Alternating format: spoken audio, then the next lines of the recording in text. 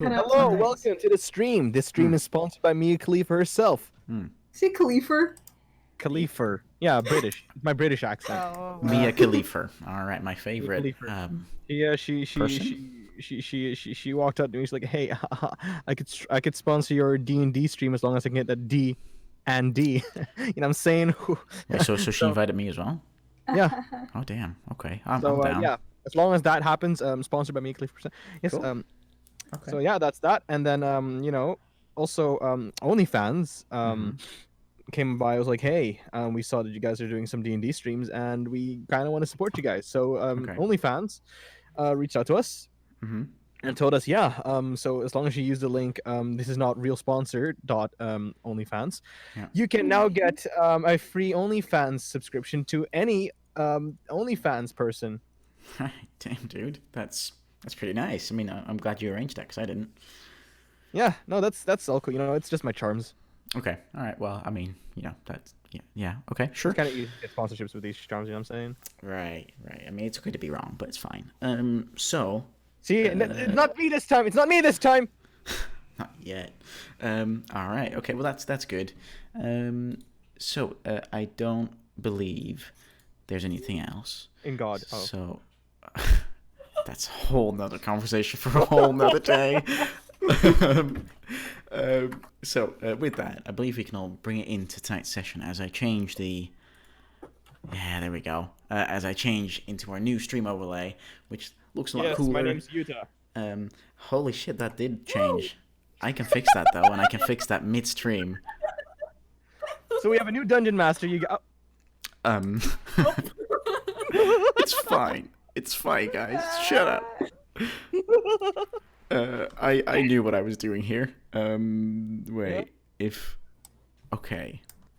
See, I can fix it. I'm capable. Oh wait, but no, that fucks it up. Wait. Who am I missing? Me. No, you're up there. Wait. I'm not on the screen. You're not. Oh no, you're not. Oh, you've been replaced. Why did you put? I don't know what I'm doing. There we go. Sir. I'm a bot now. Okay. I've got this. Where am I? Where have I gone? Oh, it's over there. I found it. There we go. There you go. And now I just gotta go do the bottom thing. The bottom thing. The bottom thing. There you go. Oh. Nope. There we go. Oh, no. There you go. Live fixes. Oh no, sweaty. There we go. See, our beautiful new stream overlay that works flawlessly. Absolutely. Okay, now if I change my name. You can't do that anymore. I taken away the permission, so haha. Shit. Do y'all like my Kermit? Because Get he's a little reckoned. wrong. Ooh, looks like a spicy Kermit. Shit, dude. So with that, Oh, what have you done? if I do with a. Oh yeah, it's your favorite barnyard hoe. It's me, your DM. Hell yeah. Right, with Oh, that. Wait, oh there I am. Hey, We wait, have- my name's wrong again. Oh my god. Do I have Okay, Yeah, it's listen, alright. For tonight, you will be called Lark Abbott, okay? Okay, for anybody who doesn't know, I'm Arvid. I used to Arvid. Here, Arvid I'll make Abbott. my icon my boy. Yeah, I'll okay. make This is my a great icon my angry boy. It's a great start. We're doing fine. Everything's fine. Nothing's fine. It's not the Everything's same. I'm not going to open up Photoshop midstream, okay? I'm not doing it. So, with that, let's bring it into tonight's session. I made Kermit mad. Where, I mean, it's definitely possible. Where we're going to go back to the town of Highcliffe, where all of you, no, that's defenestration, where all of you have just spent the better portion of 10 minutes battling two doppelgangers. You managed to find these doppelgangers after you had a battle in the Agal Mansion.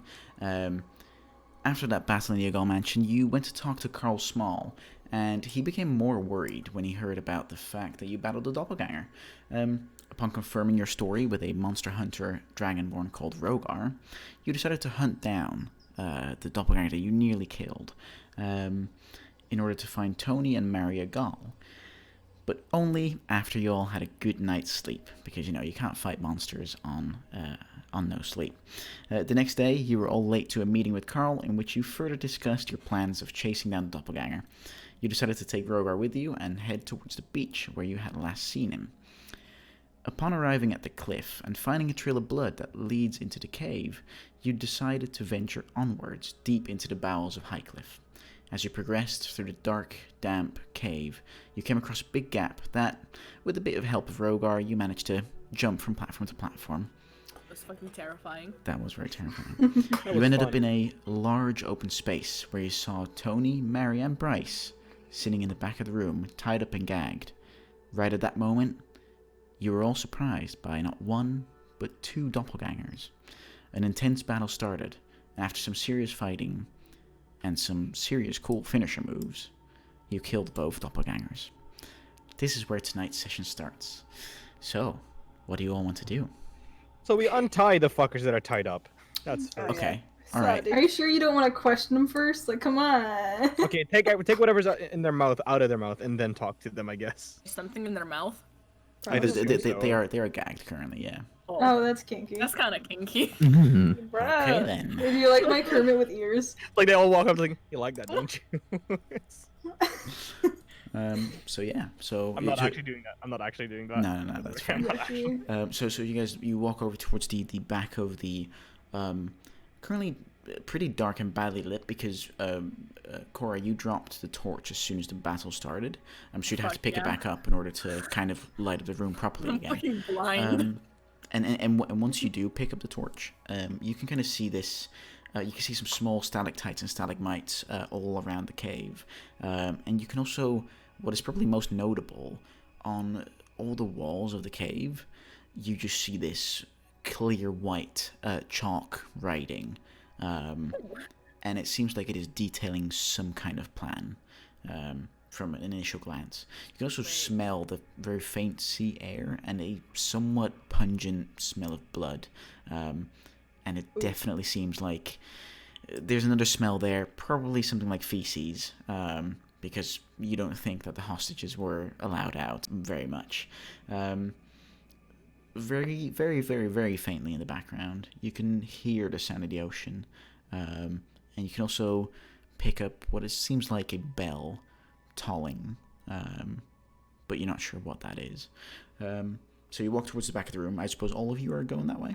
I have a question. Okay. Is the writing on the wall something that either of us would understand? Yeah, it's written in What? common. Oh. What does it say? So, make a Because perception you're all check gonna die. to see if you can Alright, if you can make out the larger picture of the plan. Let's see, perception. Okay, so you're both rolling it individually. Let's have a I don't look. have my sheet open. No, that's right. It's just I know. Cora. I and hold Sir. it For the 16. future.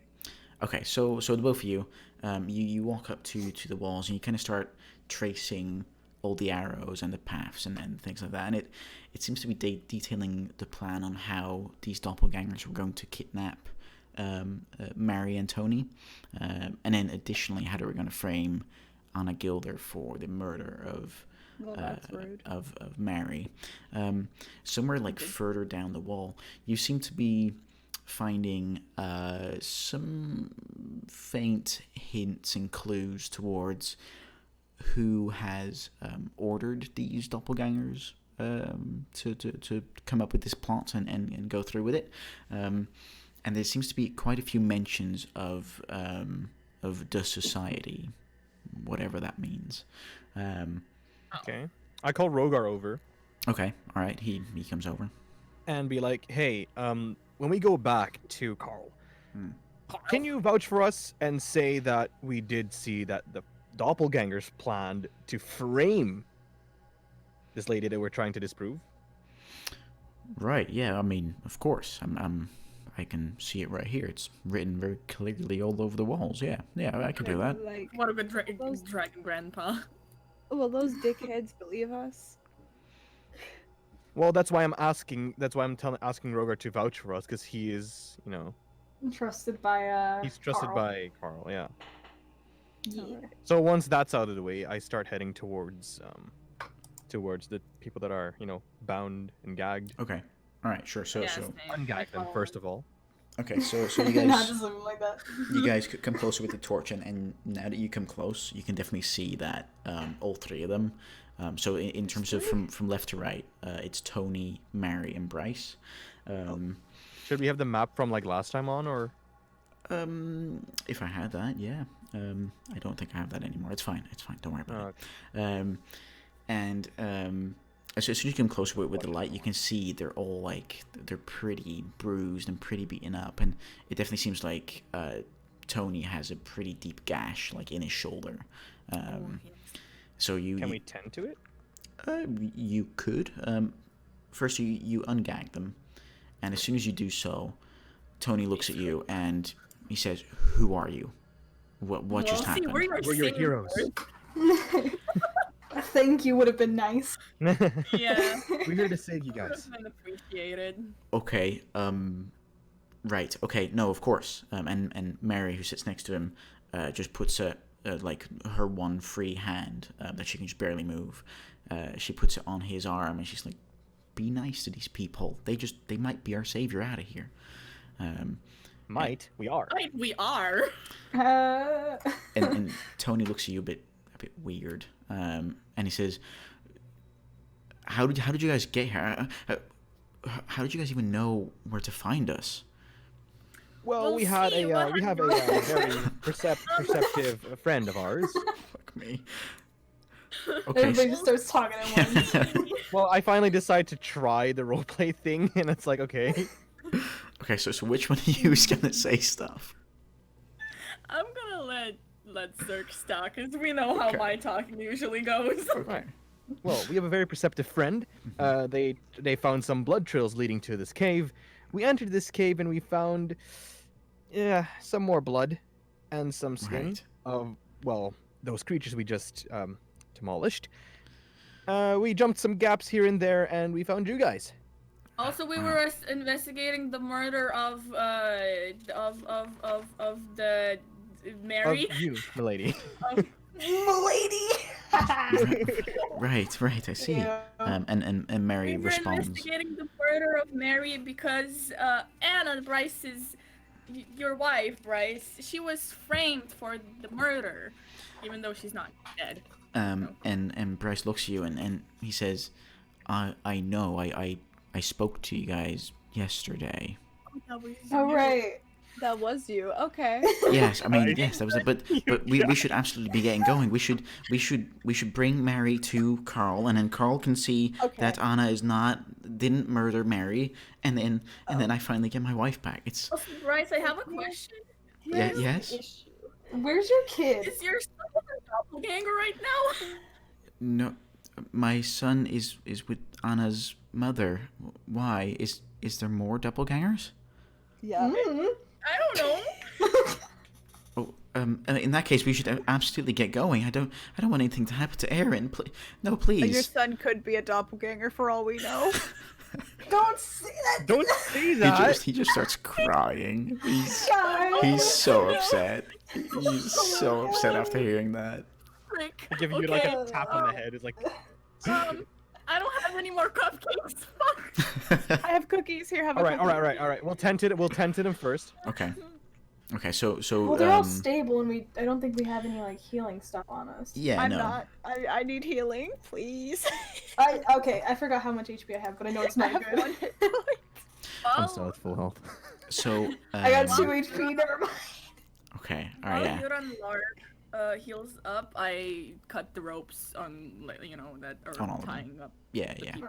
Okay. Yeah. Well, So I don't have any healing spells. yeah. I was gonna say. Watch them all be doppelgangers, dude. I'm pretty sure none just of you like have psych. healing spells. I'm a doppelganger. Don't. Surprise. No, but so that's fine. You untie all of their ropes that were previously holding them bound together. They kind of very sorely stand up, and especially Tony is pretty hurt. Rogar, however, sees that, and he goes over and he takes some small bandages and some paste out of his pocket, and he seems to be tending to Tony's major wound in his shoulder. With that though, they're all on their feet. They seem to be capable of walking. What do you guys do?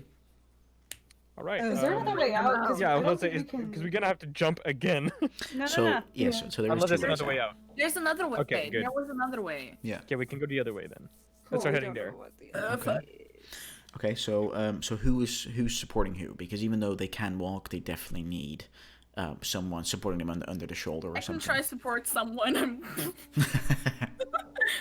Keyword try. I will not.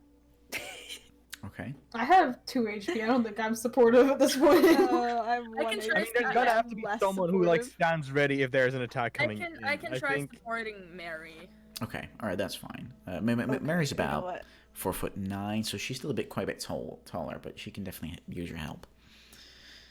I'll support the second shortest. That'd be Tony at 5'4". No, 5'7". Sorry. Okay. Okay, and then who's supporting Bryce? Oh yeah, he's there. Just leave him. I'm pretty low on health, but I'll help. I'll.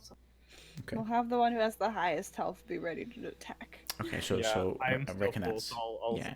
I'm still full. I'll stand in front. Yeah. So okay, all right. So so it's Zerx, and then who's after that? I'm still full health, but I'm with a person. Yeah. I mean, you. I think then and you Lark should be are like all you should. person. Okay, so wait, I suggest. So it's me, then it's either Lark or Yuta, then it has to be, Korra, and then Rogar. We'll have Rogar at the Sure. very back again. All right. Okay. Yeah, have the So 2 you weakest in the middle. Okay, sure. Okay, that sounds good. So it's is it just for repetition? It's Zerx, and then Clark, then Yura, then me, and then Rogar. Rogar. okay. Yeah. All right. Okay. So so you guys start heading back towards the open space, leaving the cave behind you. You go from your perspective now through the right tunnel, which is when you came in. That was the left tunnel that you didn't take, and you start going through that. Zerx, you're up ahead, right? Mhm. Make a general perception check to see what you can kind of make out. Perception. Okay. All right. Okay. So Blind as a bat. so as Wait, you but if we're technically he's making a perception for all of us, or just for no himself? it's just for himself since he's in front of the myself, group. yeah. It's just Oh. it's whatever No. he's seeing. I- Um, So could be the fucking- yeah. Never mind, I'm dumb. No, it's okay. So as you all start moving towards and at some point through that cave, it kind of starts bending towards the right after 10, 15 feet. And Zerx, you're you're doing your best to look. It is still pretty dark, and even though you have the dark vision, it's not helping very much. The effort it took you to battle just now has definitely made you a bit it's definitely made you a bit less sharp for now. So you guys start going and it starts veering towards the right, and then it starts veering towards the left after another 60 or so feet, and it kind of keeps doing that. It kind of until at some point Zerx, you keep going, and then you also just hear it click. Uh-oh. What was that? I'd That's a like trap you. noise, is what I'm thinking. I would like you to make a dexterity saving throw, please. Yep, trap. He's good. Saving. Die. Okay. Yeah. Don't die. Ah, Oh, shit. shit. So as This is you what happens. as you continued on walking and you were looking for as much as possible, you seem to miss on the left and the right hand side of the wall. You seem to miss some barely visible holes, as from that hole just a dart just whoosh, just comes straight for you, Oh, how ironic. and How the turns have tabled. Right? and it just hits you right in the shoulder. I'd like to make a Okay. Constitution saving throw, please. Oh my god, Bruh. dude. Bro. And just as soon as you feel the impact of the dart, you can just all of a sudden feel your heart skip a beat as poison starts spreading through your body. Fuck. You now have disadvantage on skill checks for the next hour. Okay, can I take the dart though? You can absolutely take the dart, sure. Okay, I'll have a dart. I'll have a dart extra at least. Okay, yeah, sure. It won't have any poisonous effects anymore, but... No, that's true. That's true. Okay. So you are now poisoned. So the rest of you see this happen, and of course you stop. I presume, unless you want to take your chances. Fuck. I'm taking my no, I'm not. I'm stopping for a Here's the second. back. Okay, all right, and then and Rogar sees this and he's like, "All right, everybody stop," and he walks around you guys, Are you closer gonna suck the and poison closer. out of my arm? He's- Ew, that doesn't work. he looks at you weird. He's like, I didn't say that. I just "Oh, fucking. okay, all right, okay." I just said it in the fucking call for gags. No, he did. He did say it. He did say it. People No, he people said do it that out shit, loud. dude. Yeah, that's true. You gonna give my arm poison to Zuck like you Yeah. said? Dude, people suck poison out of people. Like when That doesn't work. Well, there's people that do. Not work. Okay. Well, I didn't know that. So Rogar he drops onto his hands and knees and he starts inspecting the floor, and just very lightly he finds a very thin wire that was running across the floor. He takes one of his knives and he looks at you, Zerx, and he says, "Could you please take a step back?" Will do. All right, and he cuts the wire, and just like that, just 4 or 5 darts from both sides. Just shoot across, and they all clash into the opposite wall without Can doing I any pick those up? damage. Yeah, you can Free pick darts, those dude. up. Yeah. I'll pick up those 5 darts. Yeah. Okay. Hey, and those get the poison, right? Yeah, they would get the poison because they're. Oh, sick! So I have 5 poison darts now. Yes. So I if you want were one. to hit someone with it, they'd have to make a Constitution saving throw with a DC Can I? of I'm 12. gonna put that in. I'm gonna put that in my notes real quick. Okay. I want one.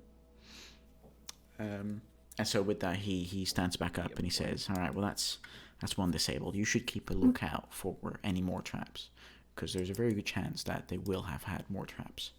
Yeah. But now I'm rolling at disadvantage, and my luck has most certainly run out. Okay, so he looks at you and he says, How about "Mhm. Zerx? You take Mary, and I'm gonna go first because I'm still on full health. Yeah, I can do that. Yeah, that's chill. At least I'm not losing health. That's good. Yeah. Sure. Okay. All right. In that case, Cora, please make a perception check. Oh boy, perception. Make it at advantage because you're okay. Well, that wouldn't have mattered. Okay. Doesn't really work. Bruh. Okay. Y'all suck. So again, you kind of keep going, and the tunnel still keeps like veering towards the right, and then towards the left again, and then towards the right, and then I'd like you to make a dexterity saving throw, please. There you go. So you. and as you're walking, you just you put your right foot forward, and you could just feel the floor sink just a little bit, as you hear a very deep rumbling noise, and just in time you jump out the way as the ceiling comes crashing down. With darts. Oh god. No, not with darts this time. As the ceiling comes crashing down, and there's just large boulder pieces that would have absolutely crushed you if you got below that. But you managed to make it out unscathed. It seems like these doppelgangers were definitely prepared for people to come over, so to speak. So you all continue, I presume. Yeah. Okay, so you all climb over the debris, and you help Mary, Tony, and Bryce across it as well.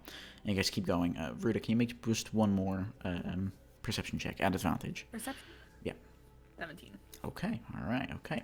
So as you continue onwards, not very far after that, you look towards the ceiling and you see what seems to be a net stringed up against it.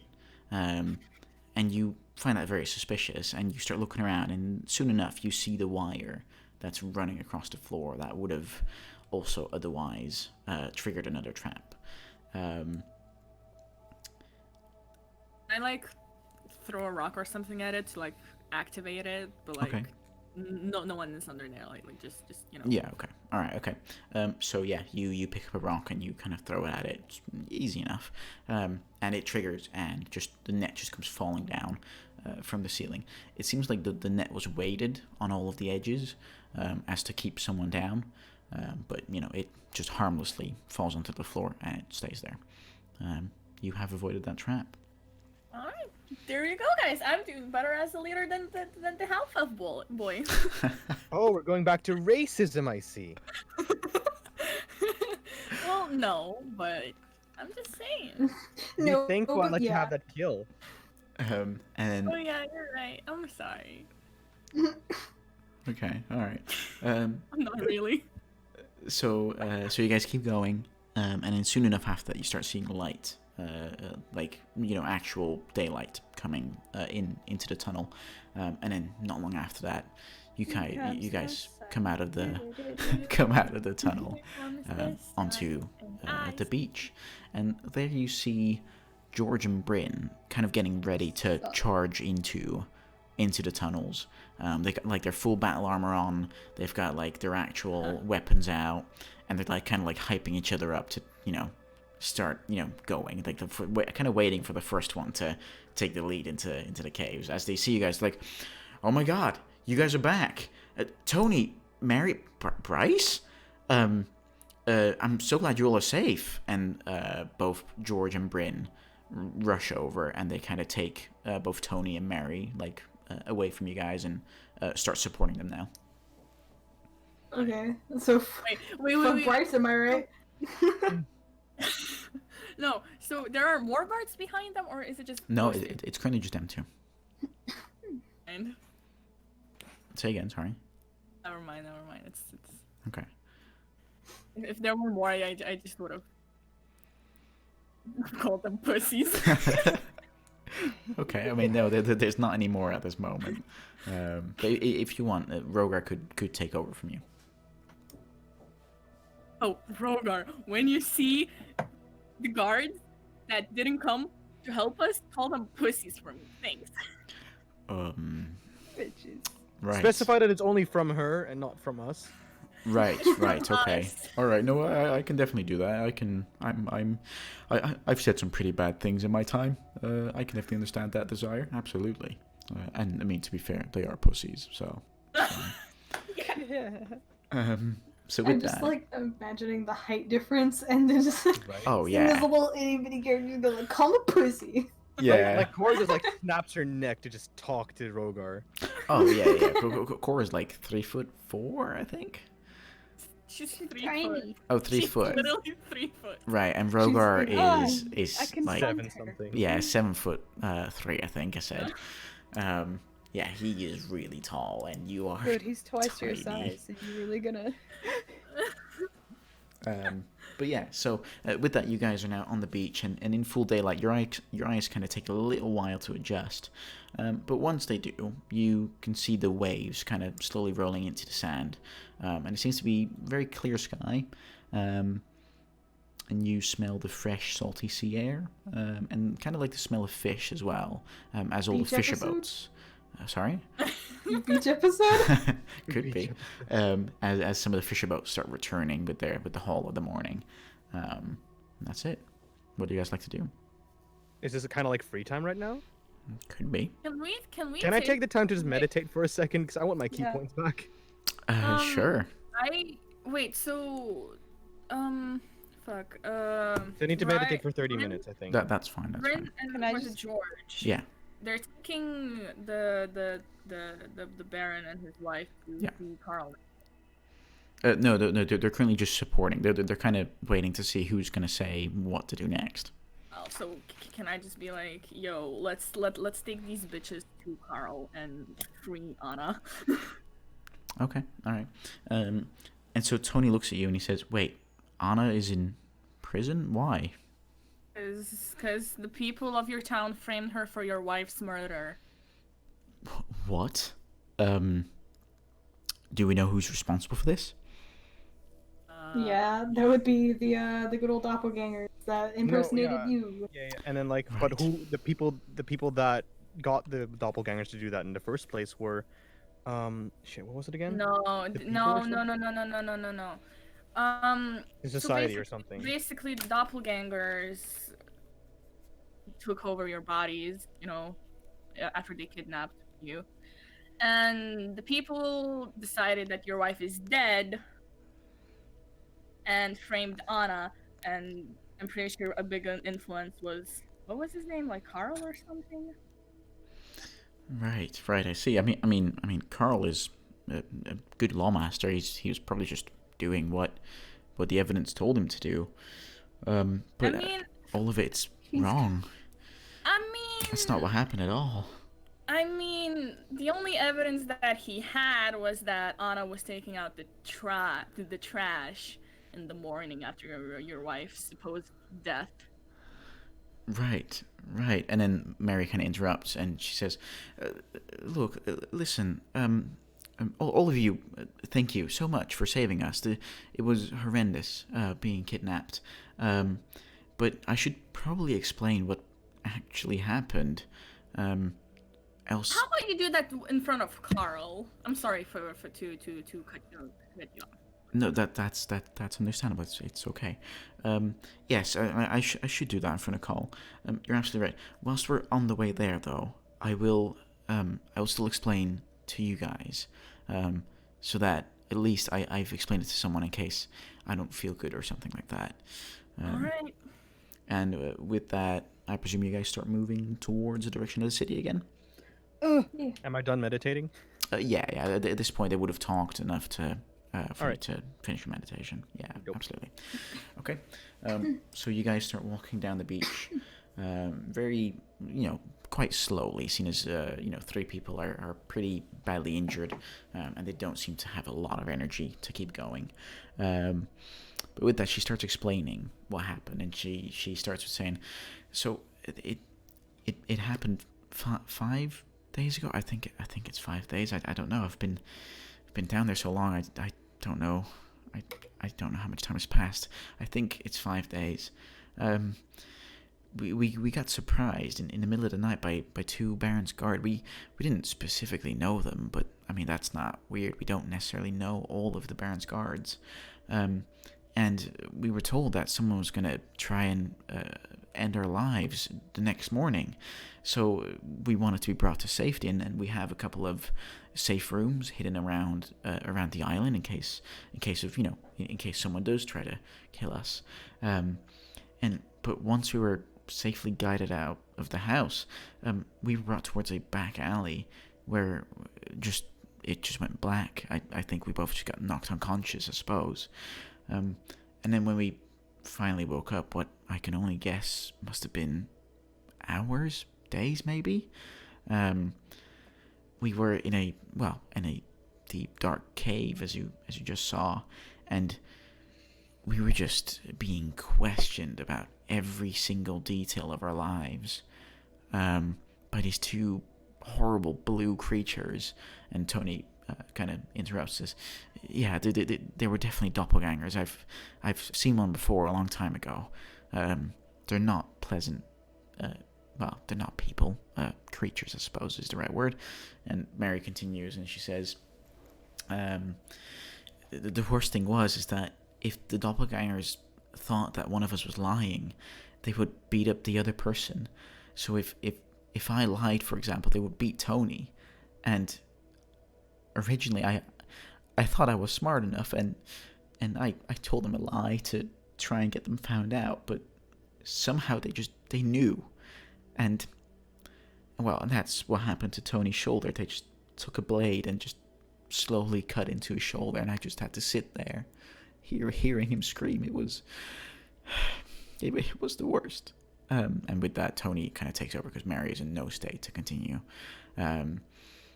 Tony says, it was pretty bad, but it was not your fault, my dear. It was not. And then last night we got the surprise that all of a sudden Bryce was there with us. We didn't even see him being brought in, but there he was, just all of a sudden. And they started questioning Bryce completely as well, like the same way they did with us. And instead of having some kind of leverage to make him tell the truth, they would just occasionally just beat him up, just regardless of whether or not he was telling the truth. I felt so bad, and Bryce said, it's fine, Tony. It's not your fault. These creatures, these horrible, wretched beings, are just evil to the core, only working for coin and a sick sense of loving to lie. And Tony continues saying, their plan was to take all the wealth in the city and try and ship it out to one of their hideouts. I think they mentioned the Isle of the Blood Moon, but I mean, it's possible, but far away. Regardless, anyway, and that's when today you guys came in and you saved us, and I'm so thankful for that. And both Bryce and Mary kind of jump in and say, yeah, it is. We're so happy that you guys found us. I mean, no disrespect, but who are you all? Well, We don't have a group name. we're an adventurers group, I guess. Okay, all right. I mean, I was kind of hoping you guys have first names. Is that? Do you have guys have first right. names? Well, who starts? I guess. Okay, I'm going. I'm Lark. Y'all are terrible. I didn't want to like straight up like this. Like I was waiting like someone else wanted to take the courtesy. Like okay, well the name is Zerx Lechaven. Nice to meet you. Hi, I'm Cora Overhill.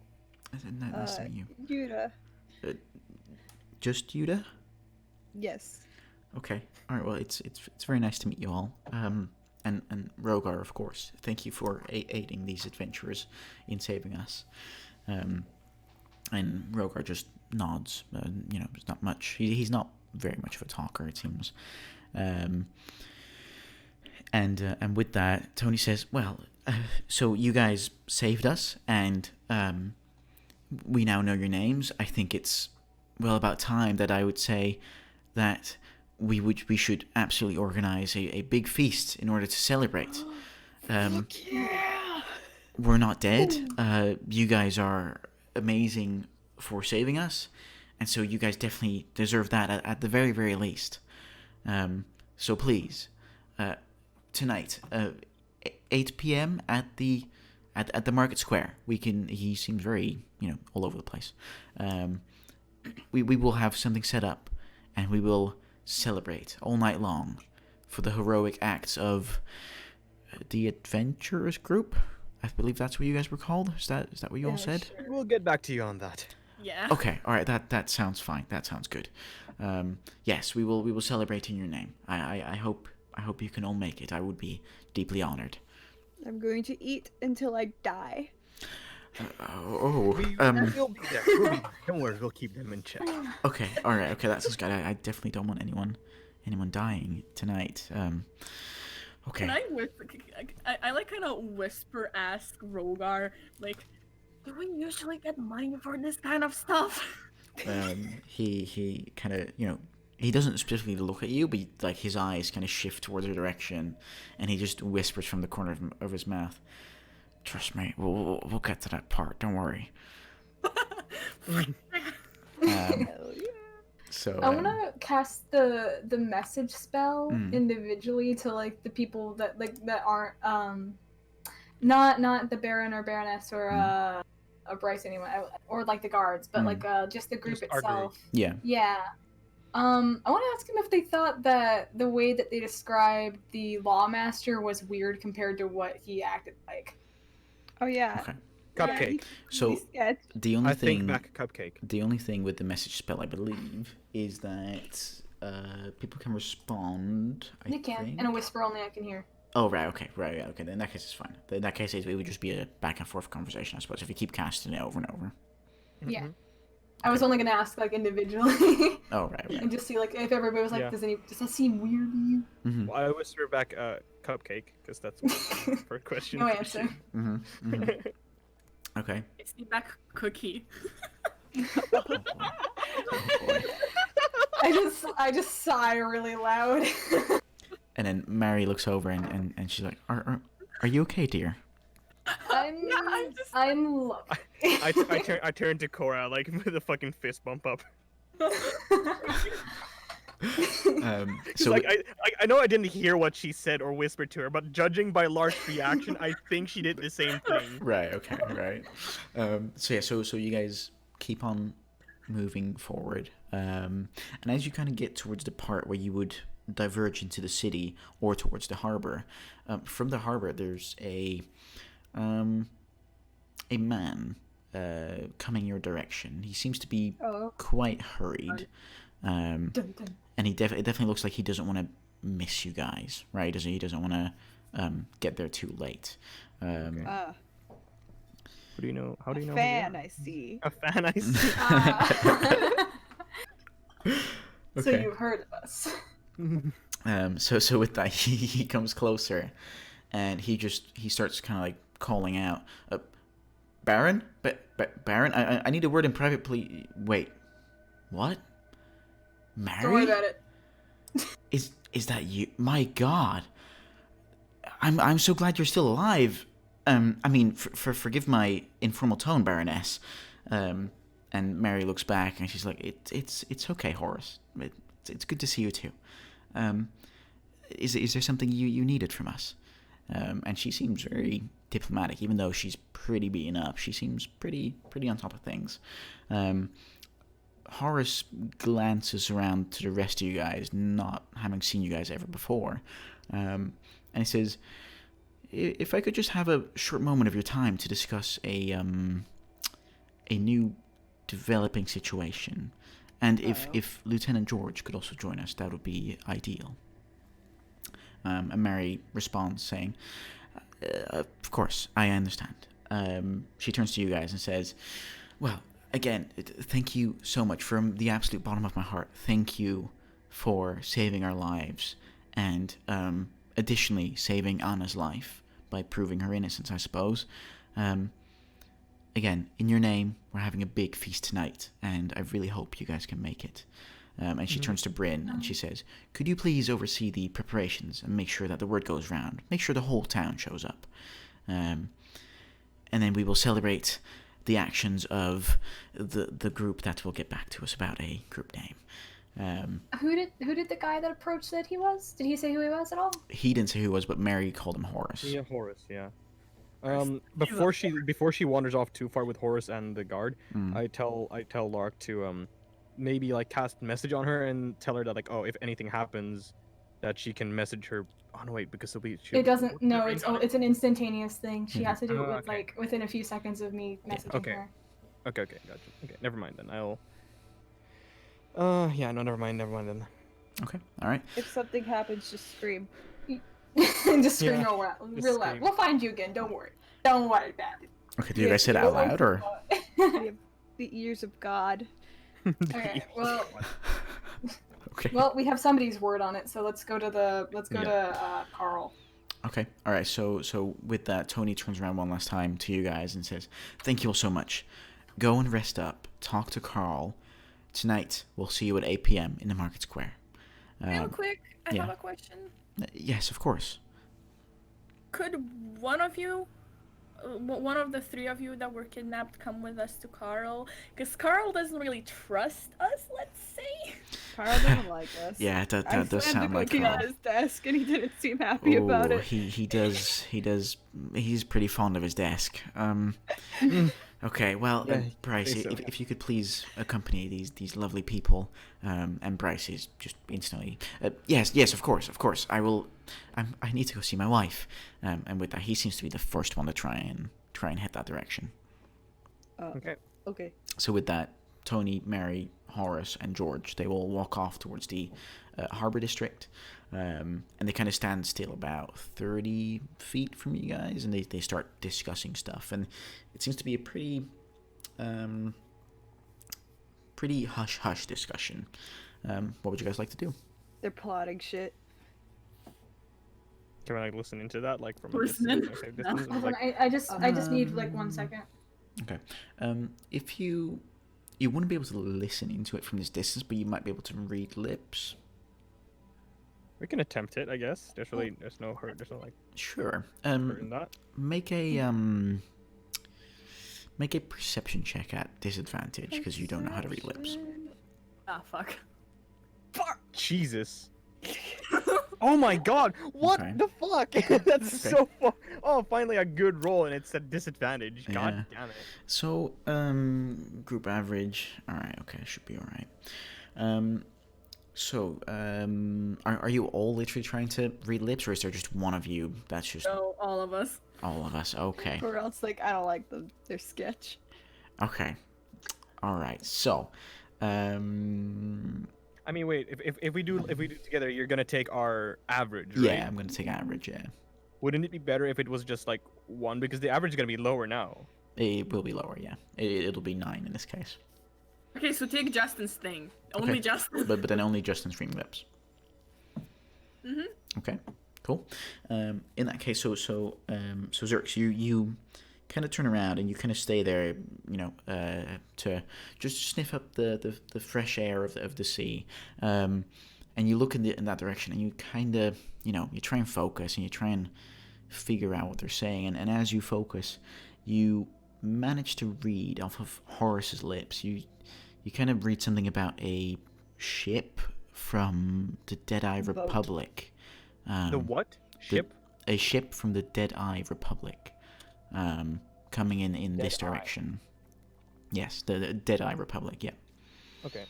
And then there's a bunch of talking going back and forth between Horace to Tony, back to Horace to Mary, and then back to Tony. And as you look at Tony, you seem to make out the words. Yeah, I definitely agree. We can't risk a raid right now. That'll be bad for us at this moment. Pirates. And then again, there's more going back and forth between Tony and Horace. Wait, who's all listening to this? That's all Sorry, right. So Zerx. Zerx is trying to read lips because Cena's just too far away to really listen into. He's trying to read lips in order to see if he can figure out. And then there's more conversation between Tony and Horace going back and forth. And then at the very end of what seems to be the end of the conversation, you can just about make out a very worried look on Mary's face. And that's about all you kind of capture. Okay.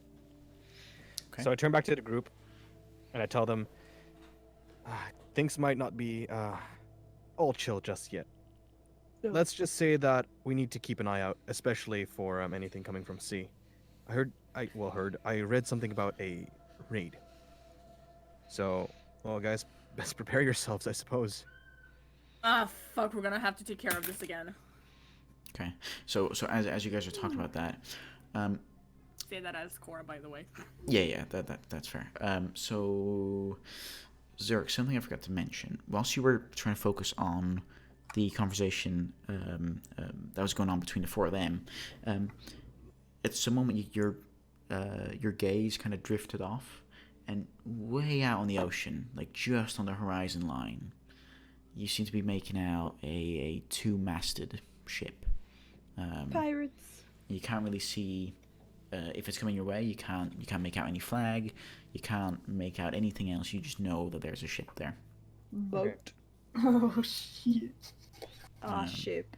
Is it that I can like walk back towards like Mary and the rest, be like, hey, is that a ship? Sure, yeah, you could definitely do that. Yeah, okay. So I walk over to them. Okay. Does everyone follow? Follow. Yeah. I'll Okay. follow. All right. So But wait. What about Bryce? Oh, So- fuck.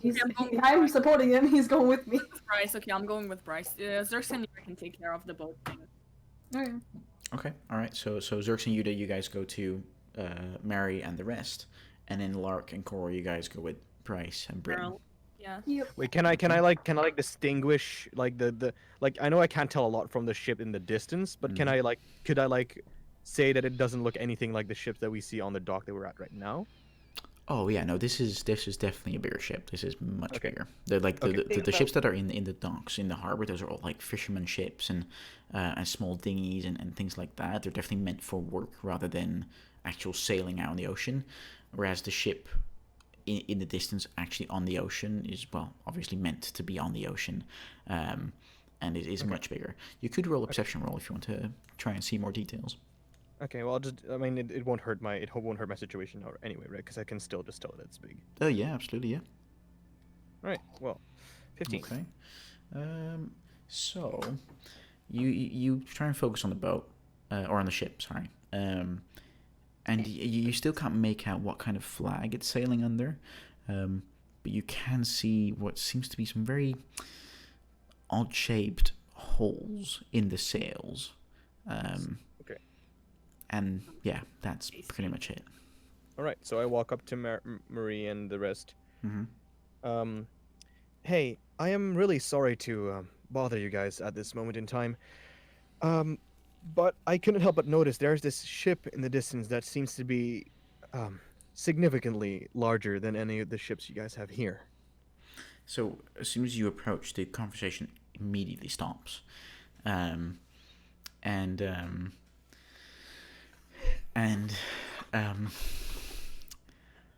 fuck's sake. Roll initiative. Yeah. So yeah, so you guys, so both Yuta and Zerx, you guys approach Mary, George, Horace, and Tony, and the conversation stops, and you say that, Zerx, and they all kind of throw a very quick glance at one another, and then Mary turns to the both of you, and she says, where is it? There it is. She says, yeah, you appear to be right. That ship is indeed quite a bit bigger than what we're used to having in our small harbor, but it'll be fine. It's not like it's coming our way, so it's not a problem. Oh, it's definitely coming our way. But we can't distinguish that. We can't distinguish that it's coming our way. I mean, right? You can say it and try and bluff it. Can I bluff it? I mean, Yuta just said it, so Yuta, if you want to bluff it. Do you want to bluff it, or should I bluff it? Okay, I'll bluff it. So I was like, are you sure? Because it does seem to be heading this way, especially with the way the sails are set. Okay, well, in that case, make a deception check, because you genuinely don't know if it's coming your way. Should have let me die. So You're Horace, gone. I know. Horace looks at you and says, right, okay. It's more that it's not the way the sails are set. It's more about the fact that my men have been keeping an eye on this ship for quite a few hours now, and it seems to be getting ever so slightly closer. If it were to continue at the same course, it would reach us in about half a day. So yes, it is coming our way, but just not because of the way the sails is set. And he's kind of looking at you weird, as if he's got a lot of sailing experience and you clearly don't. Oh yeah, okay, that's fair.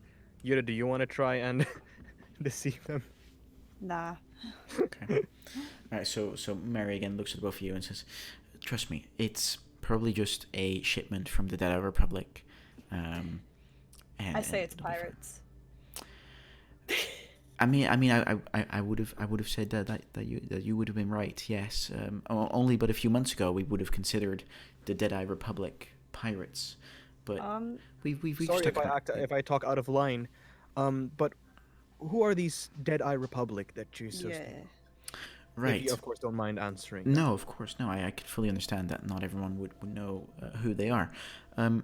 It is a and she looks at Horace and says, "Horace, could you get a regional map for us, please?" And Horace darts off towards the harbor buildings, and Mary continues explaining. She says, "It's like it says. It's a republic of people, kind of like a small country, I suppose, who are various occupations, mostly pirates, but at this point they're currently guns for hire, as we've made an agreement with them to, that if they don't raid our shores, then we will hire them in order to protect our shores, and so they still get a bit of coin, but no one has to die for it. So it's beneficial to both parties. it's they're friends now, and we have a good pact with Miss Fane. That's pretty much who they are. Can I roll insight to see if she's speaking the truth about the friends thing? Sure, yeah, go ahead. Yeah, 14. she seems to be talking the truth. Okay. And so with that, Horace returns, and he opens up a big map. Like, it's probably 2-3 feet on both sides.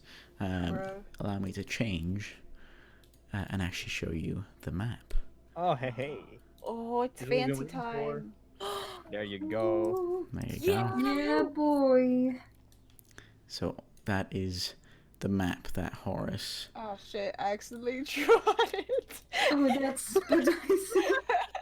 what did you do? I accidentally drew on it, trying to push it up. Oh, that's you can fine. get rid of it. You just gotta select. I believe in you. All right. So just as a quick explanation from DM side, Highcliffe. allow me to zoom in. Well, okay, Wait, one of those biddies mentioned Isle of the Blood Moon, and I see that on the map. I'm like, oh, yes, that's true. big brain. So also so that the stream can see. So you guys are currently in Highcliffe, which is the southwest. That's huge on stream. It's currently the southwest bottom corner, just on that outcropping there.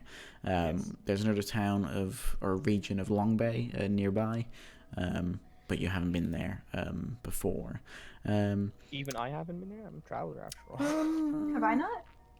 No, I mean the both of you could have probably been there. I imagine I'd be somewhere nearby. Yeah, absolutely. Yeah, I suppose both of you have been there, so you kind of know that it's a smaller town than Highcliffe, but it's But only like we would know that. Yes, yeah, definitely. I'm a traveling merchant. No, I'm joking. and then the Yeah, rest but of the islands is the Deadeye Republic. So that Okay. is the map that you all have. Wow. Wow. Wow. Okay, Okay. so Is there that you a go. volcano? That is a volcano, yeah. That's I wanna jump in multiple it. volcanoes. Oh, Okay, good luck. all right. We're jumping volcanoes. Cool. I mean, the other time we had someone we jumped into friggin' lava. Oh, yeah. That's true. Not That's much true. has changed. Yeah. So That's yeah. our end goal. Jump in the volcano. So Get in. this is the map of the. I have a suicide pact with the fucking D&D group. Yeah. So this is the map of the region, and Horace starts pointing out. Right. So this big main island, plus Deadman Isle and Port Tempest, that is the Deadeye Republic. Okay. This is also where many of these guns for hire, aka pirates, currently reside, and they tend to protect the whole western coast that forms Highcliffe, Long Bay, and every town going further down. They've been friends. They're good. If they are coming here for a special request or protection or just a general checkup, then that's fine. If they have a rogue captain, then we're in a bit more trouble. Mm-hmm. I want to point on the map and ask about something. Well, you're currently not there. I want to point at the map and ask him about something. We're not there. Lark, we're not there. Oh, right! Oh, I didn't hear you. I'm like, I want to Sorry. point at it. That's On all right. point. That's all right. I'm curious. And so yeah, so she like Mary kind of takes the map and she says, I'm sure that'll be fine. I'm sure they're just here for a checkup. They do this from time to time. Dragon in the water. That's what I was going to point at. Dragon? Yeah. There's a dragon? so Oh. All right. yeah, to the bottom right of Port Tempest, there's a. Oh my god. I'll point at it and ask, what is this? Okay, all right. So both Yuda and Zorx, you guys kind of simultaneously say, "Whoa, there's a dragon in the water," and Mary looks at you both and just gives a hearty laugh and says, "Oh, that's just artistry from the cartographers. There's not an actual dragon there. I mean, Damn. An actual dragon. It's an actual dragon. Okay, roll inside. well, I mean, so Horace interrupts Mary and says, Baroness, with all due respect, there's some pretty serious tales going round amongst all the seamen. Don't laugh about that. Amongst all the seamen, about a large sea serpent protecting the waters around there. I've never seen it myself personally, but I'm also not one that would specifically go out there to find out. Let's put it that way. You are. As she gives another hearty laugh. Oh, you kids. And so she says, Mary listens to Horace's story and says, "All right, okay, that's fair enough. If there is an actual dragon there, or sea serpent as you call it, then we should stay well clear of it. And I hope the people in Port Tempest will be okay." And with that, they stop saying anything. They kind of, yeah. The dragon probably lives on the island below Port. Mary responds, "Yeah, you're probably right. You're probably right." All right. Well, if that's all, then I'm sorry to interrupt your guys' conversation. It's just something I thought would be worth mentioning. Well, the ship thing. Mm-hmm. We'll be on our way then. And sorry for bothering you. And I hope you guys have a wonderful rest of your day. Thank you very much, and thanks once more for saving us. That was incredibly courageous. The honor is all ours. Thank you. And with that, you guys walk off. All right, we start catching up with Lark and Cora.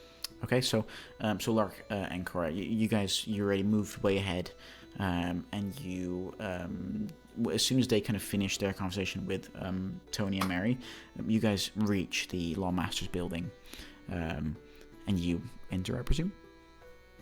Yep. Yeah. Okay, well, what would you like to do? I smashed the door open. I'm like, bitch, we found them. We should have had it. Oh shit! Oh god. So We left. I'll be the calm one. I'll be. Yeah, there's like Zerx and Lark are like one half of and Cora and Share a are brain like the cell. chaotic half. So Cora, do you actually kick the door down? No, I don't kick the door down, but I slammed the door open. Okay, all right, sure. So yeah, so you slam the door open and you enter. Guess what, fucker? Found them. Okay, all right. So as soon as you enter, Carl just looks up, distressed, and he's like, "What? What's going on? What?" Was he asleep at his desk or something? We found them. Perception for that. The Baron and the Baroness are alive. It's fine. We fixed it. Wait. Carl kind of, resets himself, and he's like, right, of course you have, and I'm now the Queen of Sheba. It's, yeah. There's a ball happening at around 8 p.m. today. Did you invite them? Because to thank us. Where's Sheba? Sheba is a very southern region. It's for the higher class people. Well, that's rude and a half, but okay. Zerx has been there. Zerx has been there. You're not there, Zerx. It's a tale I told Lark one time that I was there. I'm a part traveler. Sure. Okay. So, he kind of looks at you guys like, he doesn't believe you guys. Well, we have Bryce. Bryce. So that. Oh yeah, he wasn't missing. Well, yeah, he wasn't knowingly missing. No. Wait, did we have Rogar? Yeah, Rogar's with you guys. Yeah. Points to him. I just kind of Okay, I get behind him, and with my tiny little fucking hands, I push him towards Carl. It's like, back us up, come on. So Cora, as you get behind Rogar, you put both your hands against his back, and you just push and... His back. She could like barely reach his ass, I bet. Yeah, reaches scaly ass. Right. So you reach up, and there's kind of like the only bit you can really push against is the ass. So you just decide to go for like the lower calves. And you just try and push it forward. He looks. Push his ass. Okay, you want to push it? Okay, sure. Oh my god. So you put both hands against his ass, and he just, out of respect, he is not responding to it. He does not want to turn it into more than it needs to be, and he's just... But you push, and he seems to be going nowhere, but he does speak up, and he says, Sir, they're telling the truth. I've seen it with my own eyes. We've saved Tony, and we've saved Mary, and Bryce here had been kidnapped last night, according to Tony and Mary. Anna is innocent. I promise with my life. And Carl looks back and says, Right. No, of course. Guard, please go and get Anna Gilder from her cell. Thank you. And the... I kind of want to fist bump Rogar at this point. I think you're saying fist fight Carl. He would ignore you for the fist bump because you pushed his ass, dude. Dude, did he enjoy the cookie? I mean, currently you're not there yet. So Carl looks back at both you, Cora, and Lark. He says, "Right. So, please do tell me what happened. If you guys genuinely saved them, then surely there's a story as to what actually happened." Well, basically, as Mary told us, two guards kind of got them out of their bed, got them to their alleyway, knocked him off, and then they woke up in the cave. The doppelgangers were trying to find out more about their life, assuming that probably because they wanted to, be them. And both of them are kind of beat up because if they lied, the doppelgangers hurt them. Right, of course. We saved them. We almost died because there were big rocks with gaps in between them that I almost fell in. Same. And okay. We fought two of the guys. Lark almost died. Yura, the tiefling boy, almost died. What else happened? You sound like you're out of breath from talking. I body slammed one of them. Okay. So Carl's just listening, and he says, "Okay, all right. That's fair." And he's kind of like putting a half an eye towards Bryn, and Bryn just nods. And he's like, "Right. Okay. So you're telling the truth. Okay. Well, I suppose that means that you win the bet we had." And at this point, Zerx and Yuda, you guys enter the building as well. We win. And you just hear... We brought the fellas. Yeah. So Tony and Mary are with you, and Carl is just baffled by the sight of Mary and Tony. And he just gets up from behind his desk, and he moves towards the front, and he gets on one knee, and he says, Baroness, I'm so glad you're alive. I'm so happy. And with that he says, "So, my investigators have found you and saved you after I had assigned them to the case. That's really good to hear." What's that? I tell him, I told you we could do it.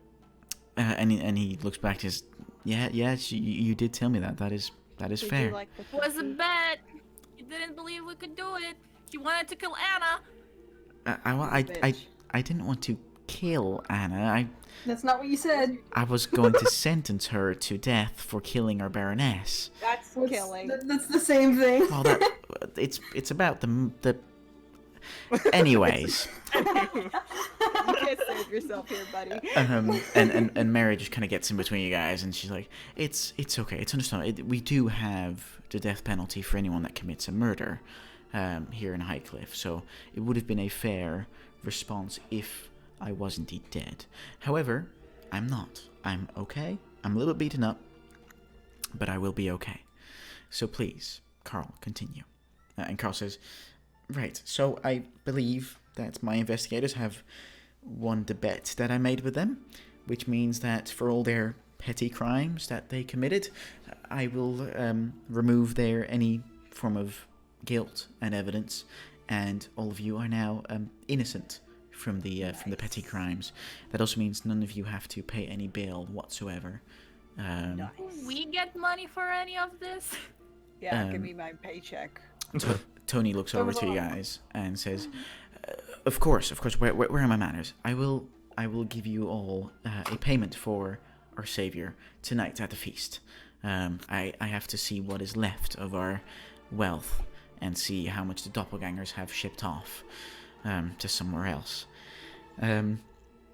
Thank you once more. And at that moment, Anna gets guided in with the guard, and she just sees Bryce, and she just wants to run for Bryce, but she gets held back by the guard. Carl sees that and says, guard, please take her chains off. She is proven innocent. She is free to go. And Anna is just wide-eyed, and she says, oh my god,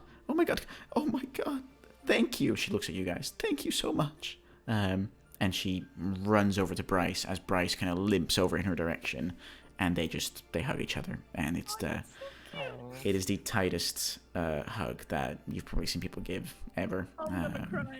And upon closer inspection, you kind of see that they're kind of like whispering kind and loving words towards one another, as they're both just trying to calm each other down, even though they're both very upset. As 2 or 3 minutes pass of that very wholesome scenario, Anna kind of loosens the grip on Bryce, and she looks back at all of you, the adventurers, and she says, I honestly don't know what I would have done without your help. I don't think I or Tony and Mary would have been saved. You're all too kind and wonderful, and I can't thank you enough for proving my innocence. I'm sure that whichever deity you choose to believe in, you've all earned a lot of grace with them. And from the bottom of mine and Bryce's hearts, thank you. We literally owe you our lives. What would you like to do? Did you like the cookie? So as you look over towards Carl, and you say that, he says, I mean, I would have preferred if it wasn't, disintegrated into dust, but Speaking of cookies, it was a nice cookie. Yes, it was. Thank you. And he seems genuinely. I'll give him another one that's not disintegrated. Okay, and he looks happy with that cookie. While you resume that, I run out the door to the bakery. Okay, So the supervisor. we're still talking to Anna and Bryce, right? Yes, but in order to keep things sort of organized, so Cora, you run outside towards the bakery, right? Okay, so easy enough. You get to the market square and you find Althea, the female elven baker that you'd spoke to previously. All right. I just kind of run up to her desk and I'm like, Althea, babe, listen. This is important. She's a little confused, and she's, right, you're back. Cora, was it right? Yes. Right, hello. Emergency. Oh, okay, all right. Well, what's the emergency? Give me all the give me one cupcake for all the flavors. Okay, right, of course. Well, that's fine. So all of the flavors that I have for you today, because they're all freshly baked every morning by myself. I have some more. Thank you. I have some more strawberry cupcakes. I have some blueberry cupcakes. I have some apple pie cupcakes. Oh. I also have a red velvet cupcake. I have one chocolate marshmallow cupcake. Oh. One salted caramel cupcake. Oh boy. I want these cupcakes in real life. Yeah. I want the marshmallow. Like, hello and welcome to this. Alright. And I also have a lemon meringue cupcake. Okay, give me all of those, but only one for each. Okay, so that'll be 5 cupcakes of different flavors. That would run you about 4 silver pieces, please. Fuck, give me more. I mean, last time I forgot to give you change, but I can give you change this time. Unless you want more, I'm happy to provide more. Give me 2 of each flavor. Okay, alright, that would run you about 8 silver pieces. Okay, just have a gold piece, that's fine. Okay, alright, well, thank you very much. And she packs them all up into one big box. Keep the change. And she gives you the box with the 10 cupcakes. Yes. Okay, alright, and then you just leave, or? I go to find George. Okay, so roll a perception check to see if you can find George. Alright. Perception. 17. Okay, This is so dumb. you look around I the know. market square, and seems to be no sign of George. Oh, fuck. Alright, then I go back to the group Okay, alright, so with the cupcakes. So you rush back towards the Lawmaster building. So for everyone that was still in the Lawmaster's building, Cora just dashes out the door. She doesn't say anything, she just dashes off. All you stay. Do you say anything in particular? What the fuck? No. I like I look at the door, like seeing Cora just dash off, being like, well, yes, Bryce, Anna, I'm glad we could help you guys out. I mean, the pleasure is all ours. We hope that well, hope. I can't fucking improv. Just be careful, I suppose, for the future. Of course. And especially with these, knowing these things roam around these parts, might just want to stick together at least for a while. Definitely. I'm not letting Bryce anywhere out of my sight for at least a week, and I can't wait to see little Aaron. Oh, he must have grown up so much. And Bryce looks back and he says he's turning into a proper little boy. He will honestly really enjoy seeing you again. And she just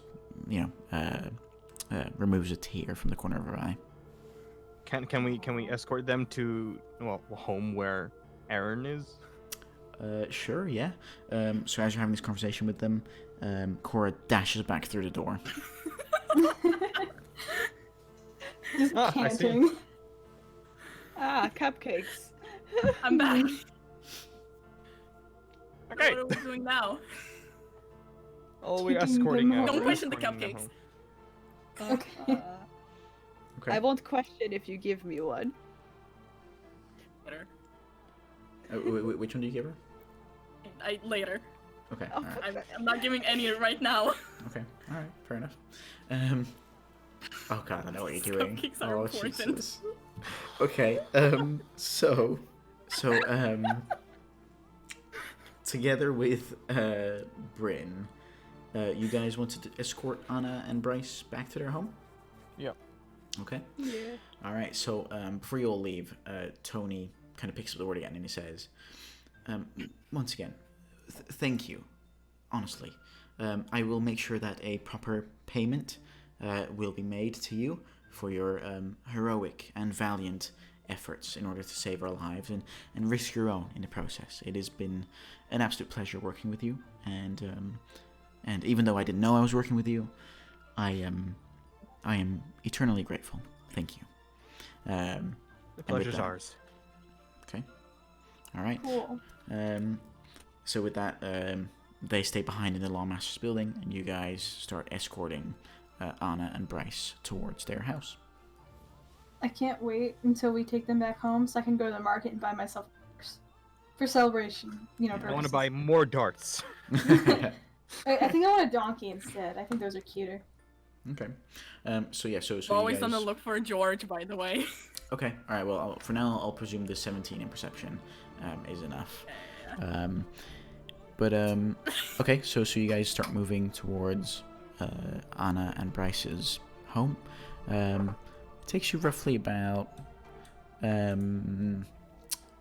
it takes you the better part of half an hour in order to get there. It's relatively far away, since they're not necessarily high class citizens, but they also don't live in the slums. So as you get there, it's a small home. It doesn't have any stories or anything, so it's kind of like a bungalow type thing, and it seems to have around 3 or 4 rooms. You can't really tell from the outside, but as you arrive, Anna and Bryce kind of slowly come to a stop.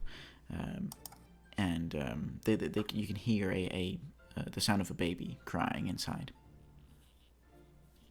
Uh-oh. Did we run in? Wait, I kind of spaced out. Wait, what happened? Sorry. You guys all went towards Anna and Bryce's home. And then baby crying. And then you heard a baby cry from the inside, yes. Right. And Anna hears that, and she says, "Oh my god, and Aaron, oh my god." And then she just walks towards the door and opens it, goes inside. Okay, don't do that. There's a doppelganger in there. Roll initiative. I'm waiting for it. Bitch, I have 2 HP. This ain't gonna work. So do you guys follow her inside? Because Bryce is sure at that don't. point also going inside. I do. Okay. All right. So. Yeah, sure. Okay. All right. Cool. So the 3 of you, like, you stay outside. The 3 of you enter the room, and you see as you enter the room, it looks quite nice. It's quite well furnished. Nice place you guys got here. And as you look towards the right, you see Anna, Bryce, and an elderly woman sitting in a armchair with a small baby, kind of like in her lap, as she's kind of like holding him and trying to calm him down. Anna runs over and instantly just kind of like grabs hold of the child and starts just, very slowly moving it back and forth in her arms. How old does the child look? From a distance, you'd guess a couple weeks. Oh, he can't have cupcakes. Tiny baby. No, he definitely wouldn't be able to have cupcakes at the If you same. blend the cupcakes, you Yeah, can if you blend the cupcake, if you crush it and crumple it and then add some water to it, yeah, it's possible. But Anna comes back over to you guys and she says, I would love for you to meet Aaron, our lovely son. And she kind of just holds him there. Oh, baby. I imagine the baby being like half my body size. I mean, it's not half, but it's you are pretty small. He's I adorable. don't want to hold the baby. I'm gonna drop it. Yeah. Okay. All right. Well, she says, "Thank you. He is absolutely adorable. You're absolutely right." And Aaron seems to slowly calm down and stop crying. I do like a, "Hi there, little one." I'm not going to roleplay a baby, so... I was thinking about it, and I was like, no, this just has negatives for me, so... No, I don't blame you. Wait, okay. Could I... So I have a deck of cards. What Right. the fuck? Yep. You good? Does the cat like fall? Like, Roll my initiative cat now. Yeah, basically. Okay. That's literally what happened. No, but I have a deck of cards, right? Yeah. Do a magic trick for the baby. No, would I be able to gift one card to the baby as like, yo, we saved your parents kind of gift? Sure. Weird flexing, card. okay.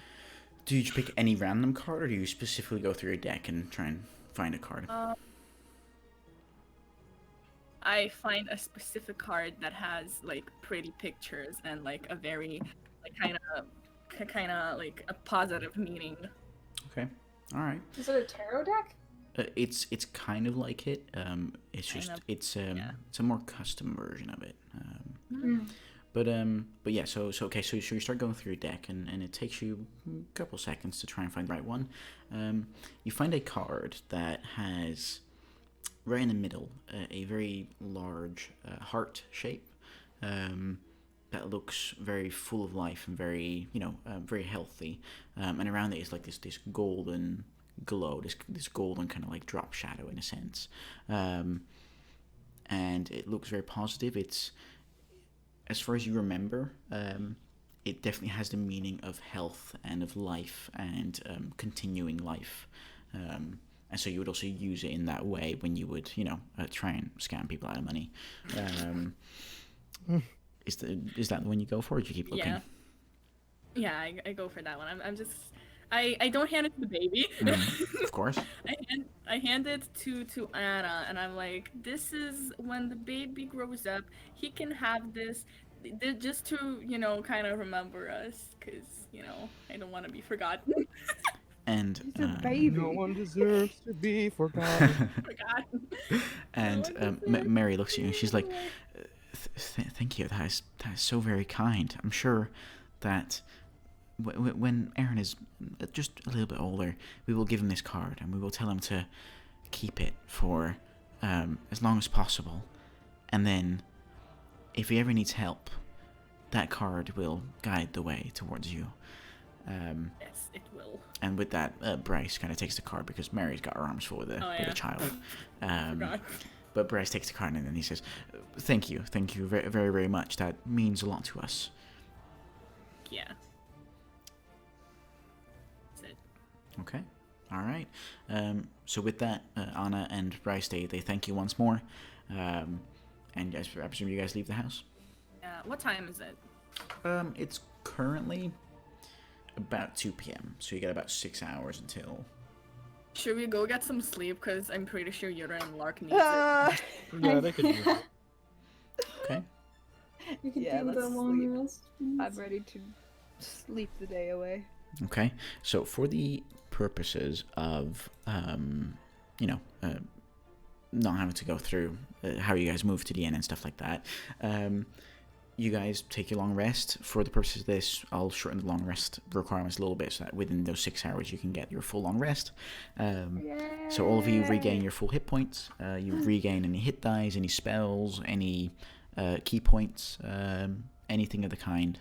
You regain as you sleep off the battle of earlier that day. All right. Okay.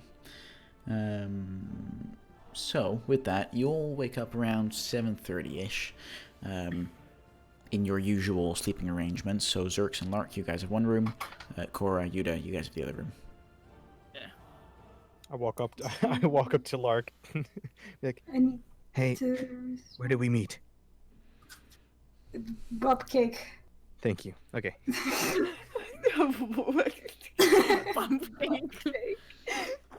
Okay. And so, before we continue, let's have a very quick break, just to make sure everyone can quickly grab a drink and get rid of any bladder pressure. And then we will be right back in 5 minutes at most. We'll see you guys in a second. I'm gonna go take a Waz. Your conversation was soup and concept. Right. I think it was the word concept, right? Yeah, it was. Yeah, it was. I mean, we're live again.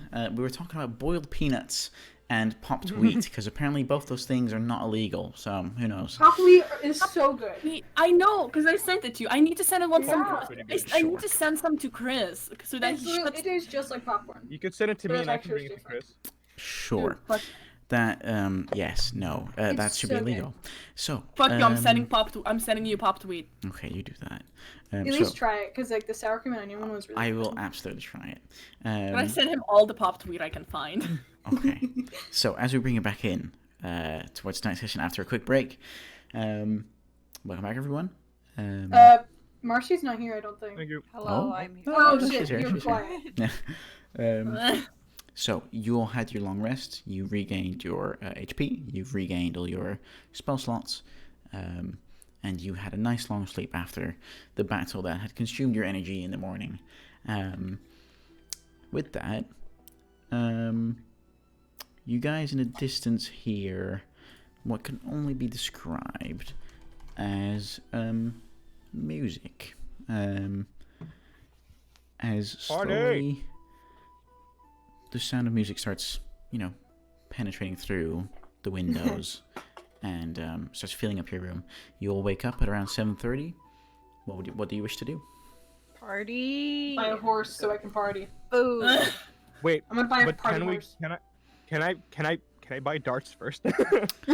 You would have half an hour before the festival starts. Yeah. I go I find can do that. George. I'm a rush to like the market and see if I can get myself darts. Okay. I'll follow along so I can get myself a party donkey. Okay. I'm gonna go Guys. party. They're at the market, so I can buy some good shit. Okay. So let me grab the information that I definitely have nearby. Where is it? Party ass. Party ass. Okay. So. Wait, should I get a donkey or a mule? Okay. Neil. You That's say fair. mule? Okay, so let me have a look. Okay, so Zerx, Lark, you guys go together towards the shops around the market square. You can already see some of the decorations that are starting up. Cora, you go and find George. Yes. Okay, and Yuda, you wanted to know what else is out there, right? Yeah. Okay, so Yuda, for you, you know that in the town from your various expeditions, that there's a general generic store, which is, just a store that sells all the generic stuff. The dollar store. Pretty much. Then there's also Badger's Pawn Shop, which you are familiar with for unexplained reasons. And then on top of that, there's also a smith. That you know of. There's not a lot of stores in Highcliff, but the basics are there. So we're not going to Badgers because we got a bad rep there. Okay. What a badge rep here. Let's go to the random dollar store, see what junk we can find in there. Sure thing. So as you I'll start with you, Yuda. So as you leave the inn. I'm gonna tag along with Yura to see if I can find, Okay. George Alright, on the cool. way there. Sure. Sure thing. So Welcome to the dollar store adventures. Yuda, Yeah. as you and Cora make your way through the streets, soon enough you find the general store, which has a sign outside that says General Generics. It seems to be open. There's light coming from the inside. Sweet. So we go in and look around. Okay. All right. So once you go inside, it seems to be a relatively big store.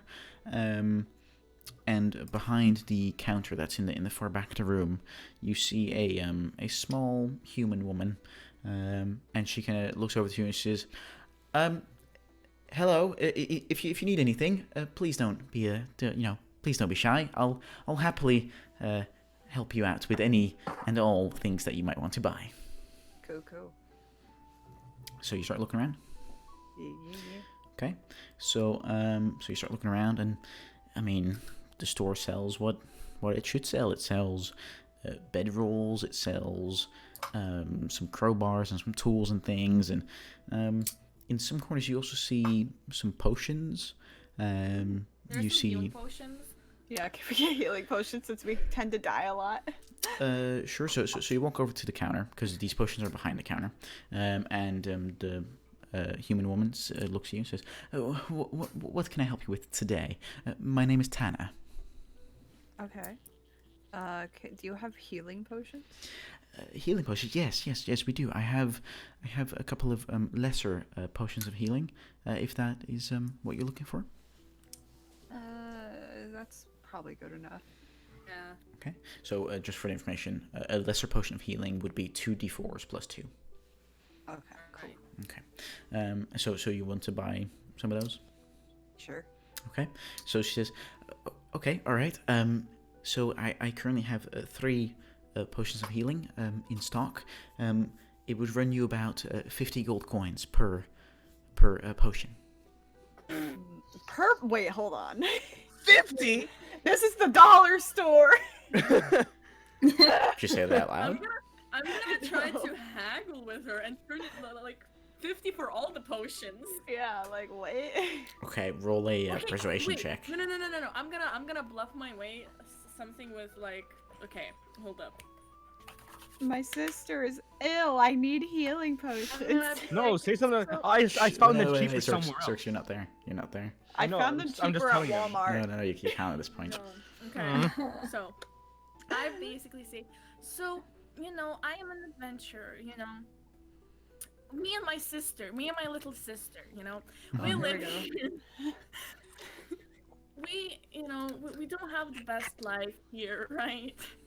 Right, of course. We don't have the best life here in High Cliff. We're not very, rich and all. We actually live on the streets most of the time. I try my best to keep us, fed and alive because I'm the older one, and I usually do little quests and adventures for fighting monsters, and it would really mean a lot if you could,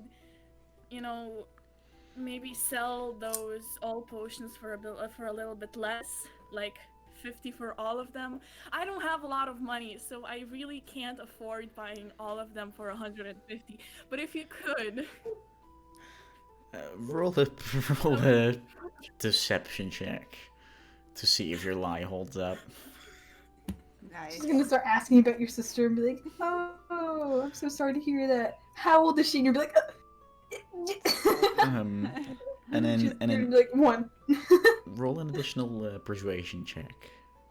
oh god, fuck. So she looks at you and says, I'm terribly sorry to hear that. I mean, life is tough and we got to make the most of it. And so, I commend you that you're trying to help yourself and your sister stay alive. However, I do run a business, and in order to keep myself alive, I also need to ask full price. I'm sorry.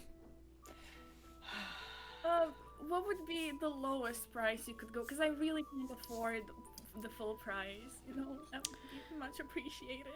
I'm afraid I almost that start like fake crying. By the way. roll another deception check. Well, no, performance actually. Sorry, performance for Okay, the crying. Fuck. Okay. Lucky with your fucking 7 deception.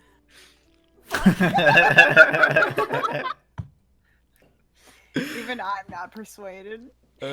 So you just Even Yuta looks like, what the fuck are you doing? you kind of start crying, and you just hear this awful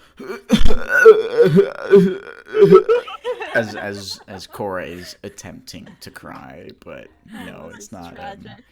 It's I'm more concerned about the fact she's trying to cry. and with You that, help me out. Tana also is just like, I'm sorry. It's 50 gold pieces per healing potion. Fucking help me out here. I'm trying to get this for all of us. It definitely doesn't look like she's gonna budge on price. What if we Intimidator. Wait, okay, Yura. Okay, I get closer to Yura, real quick. And I'm just like, okay, so basically, you distract her, I'm gonna steal it. Oh, No. I'm the rogue here. I'm the one who's stealing it. You distract her. Wait, how much is your sleight of hand? Sorry, say again. What? Oh, Yura, right, are sorry. you proficient in like sleight of hand or like? Yeah. How much? It's a +4. I don't know what happened there, but I have a +6 on sleight of hand and stealth. how are you a better thief than me? Oh, my guy. You know what? Fine. Okay. Okay, watch me fuck it up. Okay, so it's okay, just talent. Now watch me fuck it up. so Yuda, you try to distract Tana. How do you go about doing so? Casual conversation. So tell me about your life. What do you do, like, on your free time? I am a shop owner. I sell things for a living. It's gonna be 50 gold coins per health potion. Okay, wait. What other potions do you have? And other stuff that's cool. I mean, I don't have any other potions, but I mean, I can definitely take you through the shop and you know. Yeah, do that. Okay, all right. And so with that, she guides you through the shop. Cora, roll a stealth check to see if you can get behind the counter without being seen. Holy fuck. Okay. Nice, dude. So, you, Cora, easy enough. You just nail it without any sound whatsoever. You are now behind the counter. So Tana is taking you through the stuff that she has in her inventory. She says, I've got some lovely, comfortable bedrolls. I have some crowbars. I also have some whistles in case you're trying to stay in contact with people from a far distance, but you can't see each other very well. I also have this lovely looking spyglass, and you can just see like it's hung on the wall, and it seems like gold plated and just very beautifully finished looking spyglass. It looks very prestigious. Ask her how much that is. I kind of want it. Shit, I'm not there. It's not fun. So, how much is everything? Oh, well, I mean, everything that's going to take me a while, but the things I just showed you, the bedrolls would be 1 gold piece per bedroll. I currently have 5 in stock. The crowbars, that'd be 2 gold pieces per crowbar, of which I have 2. The whistles would be 5 copper coins per whistle. I've got 5 of those as well. The spyglass, however, is 100 gold pieces, as it is an antique. That's literally the exact amount of money that I have. You hear Lark exclaim from like the fucking door. Yeah. I'm just like got my face pressed against the glass. I'm like, fuck. Cora, roll a sleight hand check to see if you can bag any of the potions. No, fuck. Okay, so as you start, So much for stealth. As you start, you know, trying to bag Potion. some of the potions. As soon as you grab the first one, there seems to be a click as you grab it, and just Tana's face just instantly turns towards the counter. I hide. As soon as Make I hear it, I hide. Make a dexterity saving throw. See if you can hide against her perception. Okay. Let's have a look. What is her perception? Her perception's like 28. 20. It's gonna be a fucking 20, dude. Let's see. Right, rolling for perception. Ooh, yikes. No, she doesn't see, but she does see the potion that's now missing. And she starts heading your direction. It must be rats. Okay.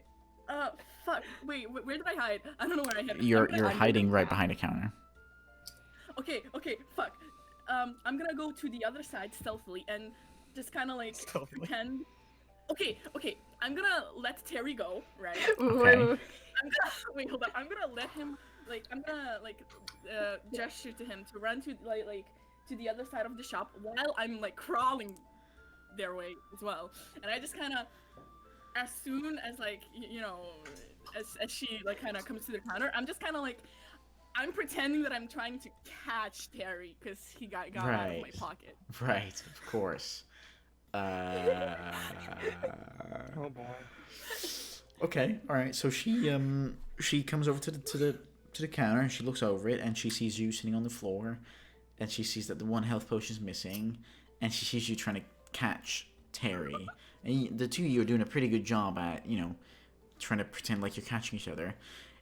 But she looks at you and she says, I'm sorry, miss.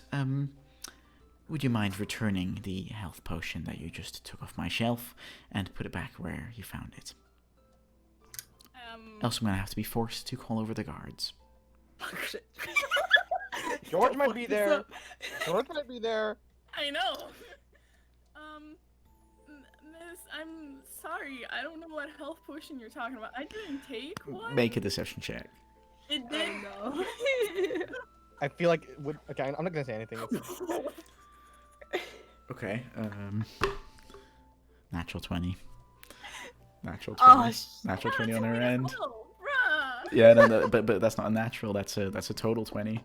And she. But like, wouldn't that like? But actually, no, it doesn't really matter anyway. But like. No, so a natural 20 will always overrule Yeah, no, a I know. normal 20. But like this like, wouldn't this be at disadvantage anyway because she's already suspicious of her? I suppose it could have been. Yeah, it absolutely could have been. But I didn't think of it in the moment. So yeah, no. So she says, "Please put it back." Kind of look very sad. Oh, Again, sad. almost Looks sad, starts dashing. I look Sad very, violin music plays. I look very, very sad, right? I'm again trying to almost cry. She's not buying it. She's not buying any of it. Fuck. Okay, no, but as I'm doing that, I put the potion on the shelf. Okay. Back. All right. Okay. So yeah. So you put it back. She says, "Thank you. Now, please, if you want to buy a health potion, you can just buy one. That'll run you 50 gold pieces, and then I'll make sure to stock them up and do a nice deal somewhere later down the line. If I ever feel like losing money on products, then I'll do that." I'm gonna be like.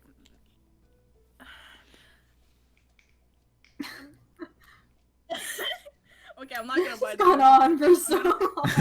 This is so dumb. I'm gonna pretend that I'm just gonna not buy the potion and say that I changed my mind. I don't want it. Okay. All right. I'm Sure. gonna find some more for a cheaper price. Okay. All right. She says. While the shopkeep is distracted, I wanna take like a couple whistles, a crowbar, and then the mirror thing, and just book it. Wait, you're taking a couple whistles, a crowbar, and what? The mirror thingamajig or whatever, spyglass. Oh, the spyglass. Right. Of course. Yeah. That's what it was called. Make a I mean, she's very distracted. Make a sleight of hand check at advantage to see if you can. Damn it. Okay. 14, alright, okay. I mean. Let's have a look. Oh, okay. All right. So you take the whistles, no issue. You take the crowbar. You're a little bit loud doing it, but it's kind of okay. Make a Oh no. Make a dexterity saving throw, Okay. just to see if you can do it fast enough. Oh. Okay, and let's see against her. Okay. Okay, all right, now. Okay, so, and then you take the spyglass off the wall, and you do it a little bit loudly, but she's too preoccupied with Cora, and you just quickly shove it under your coat, and you now have a very expensive spyglass, Hell yeah. because the DM rolled really bad. God damn it. Okay, all right. So with that, I presume you guys leave. Hey, Yoda, do you run away or do you leave? Book it. Okay. All right. So yeah. So Yuda, you dash out, and Cora, you follow. Tana seems to be a little bit confused, but she hasn't noticed the missing spyglass yet. You guys just got your names cleared of petty crimes, only to commit petty crimes. Right. Lark, Zerx, you guys went out to. So Zerx, you went out to buy some darts. Darts. And Lark, you wanted to buy a mule. I want an ass. Yeah, I want a mule. You want an ass. Okay. All right. So so. If you want to ask, you could just ask me. Ooh. Yikes. So Zerx, you as you're walking around, you at some point see a small building that's kind of like standing free of other buildings, and you hear some clanging coming from the inside. And there's a sign on the front of the building that says Dumblebottom Smiths. Ooh. Dumble I'll take a step inside. Okay. Okay, so you take a step inside. It's smoky inside, and it's very, very warm. And as you walk inside, you can see like some very large furnaces that are actively being kept really hot. And there's just a dwarven male in it, probably his early 30s in terms of human years, like probably late 90s in his dwarven years, and he's just clanging away on what seems to be a long sword that's just on an anvil, like glowing red, and yeah, he's just clanging away at that. All right, I walk up. Good day, sir. How are you? He looks up to you and he says, "Oh, hold on just a minute. And he takes the sword and he puts it back in the fire, the blade side. And then he takes off his gloves and he shakes your hand. He's like, "It's nice to meet you. I'm Frederick Dumblebottom. What can I help you with today?" Hold on, let me write it down. Hold on. Hi, Frederick Dumblebottom. Frederick Dumblebottom. It's just blacksmith, right? Yeah, it's blacksmith. Yeah. All right. What race is he? Well, A dwarf. Oh, yeah, dwarf. Yeah. Dwarf blacksmith. Okay. Good day, Frederick. I was wondering if you have anything like darts available for me to purchase off of you.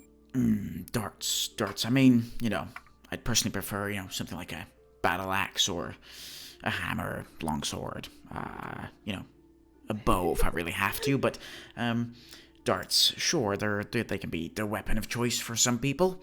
I've got some darts. I've got some. Let's see. I've got some iron-tipped darts. They're about 1 silver piece per dart. What? Okay. Well, that's fine. Okay. Well, yeah, I'll take 10 of those. Okay, 10 of them.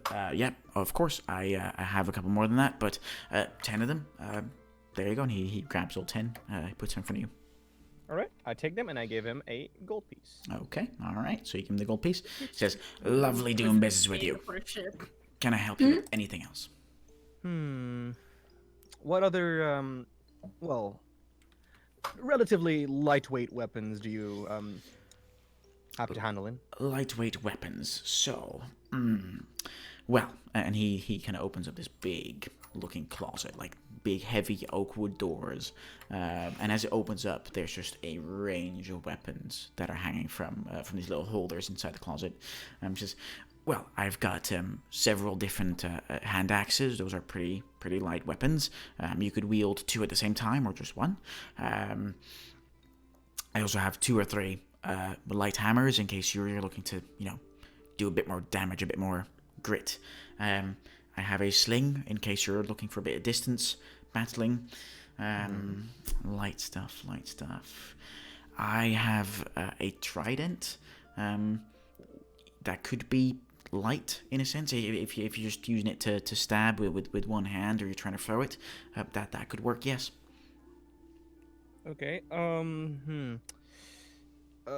Real quick, out of character. What the axes? What do you happen to know what kind of damage or like how much I could do with that?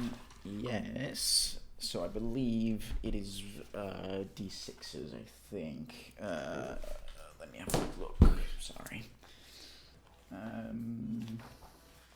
Let's have a look. Weapons.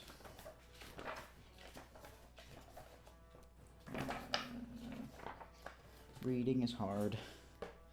I know. Yeah, me too. I'm illiterate, so Yeah, that's fair. So It'd be like that sometimes. a hand axe would be 1d6 of slashing damage. And I could throw it as well, right? Yeah, you could. It has a minimum range of 20 feet and it has a maximum range of 60 feet. And anything beyond 60 feet would be a disadvantage, and anything before 20 as well. Okay, that's cool. So I tell Frederick, yeah, I think I'll take oh, actually, how much are these hand axes? Well, if you're looking for my most simple hand axes, it'll be 5 gold pieces per hand axe. I see. Anyway, I could bump the price down just a little bit. I am but a mere traveler, not really very rich by any means, but right. I get around. Okay, make a perception check, or a persuasion check. Sorry. Persuasion. See if you can haggle him down a bit. Yikes. Okay. So he looks at you and says, "Yeah, I mean, I could definitely tell that you're definitely not the rich kind, I suppose.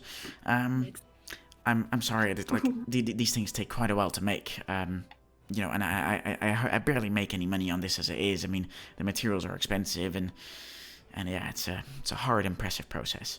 I'm afraid I can't go any lower than that. This is the best deal you'll get on this side of the coast." You're just gonna let him call you a broke bitch like that? Well, I am. That's kind of my background. that's kind of my whole shtick. Sorry, I don't speak broke. Let's see. I see. That's completely understandable. I'll take one of the axes, please. Okay, just one. All right. Okay. And he grabs one of them from the closet. It looks pretty nice. It's simple, but it looks nice. All right. Yeah, I'll take that. Let's see. Hold on. I need to add a hand axe. Yeah, 1d6 of slashing damage. Hand axe. Hold on. I need to zoom in on this bitty so I can fill it in. Range is 20. Yeah, 20 to 60. 60 feet. Let's see. Damage 1d6 plus strength. No, it'd be dexterity for you as a monk class. Well, I mean, you can choose, I suppose, but yeah, I can choose. Yeah, and I'd rather have dex. Yeah. Not plus anything, right? Because it's just No, it's just hand axe. Okay, slashing, or slashing. Yeah. Slashing. Okay. Lark, is there anything that you're doing? I'm just waiting for him to finish shopping so I can get my donkey. All right. Okay. Or mule. Yeah. Okay. All right. So Zerx. Not proficient in it, right? You would be actually, because it's a light weapon. Yeah, it's a light weapon. Oh right, yeah, that's why I asked for light weapons. Hey, Yes. Right. Okay, that should be it. So that's a hand axe. Yep. Wait, where's the damage? D6. Okay, yeah, we should be All good. right. Awesome. Cool stuff. So he looks at you and he says, "That's lovely doing business with you. Is there anything else you need from me?" No, not really. I think I'll be heading out for now. Thank you for your business, and I really hope you have a nice day, sir. My pleasure. Have a nice evening. And he continues with clanging back at the sword. Okay. All right. So, with that, you finish up and you walk back out the shop. You meet Lark outside, and together you start making your way over to. I got more darts. Over Get to. me an ace. Yeah. You start making your way over to the stables of the town. I need to find me a livestock salesman. That is true. Livestock. So, let's have a look.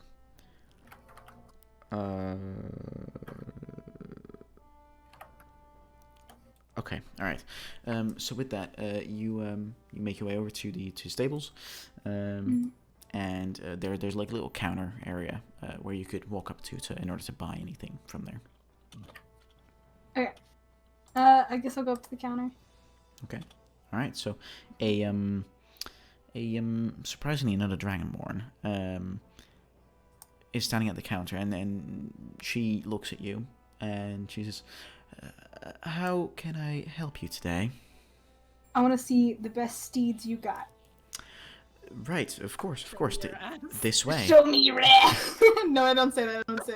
Okay, right. So she says, "Right, of course. This way," and she kind of guides her hand to follow you, and she leads you into the stables. The stables are pretty big; they're just normal stables as you would expect them. And she comes past one horse first, and she says, "Well, seeing as you're looking for the absolute finest steeds, we only have but a few. So I have a war horse here, named Penny. This would cost you 400 gold pieces. Yikes. Is that something that falls within your budget?" I want something that could do some heavier lifting. Right. Maybe something that will go a little bit slower. Right, I see. You're looking for something to carry stuff. Okay, all right. Yes. We have that too. As he looks through his book.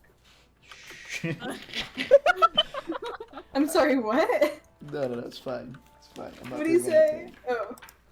I'm totally not looking I just said book. as he looks through his fucking book. It's fine.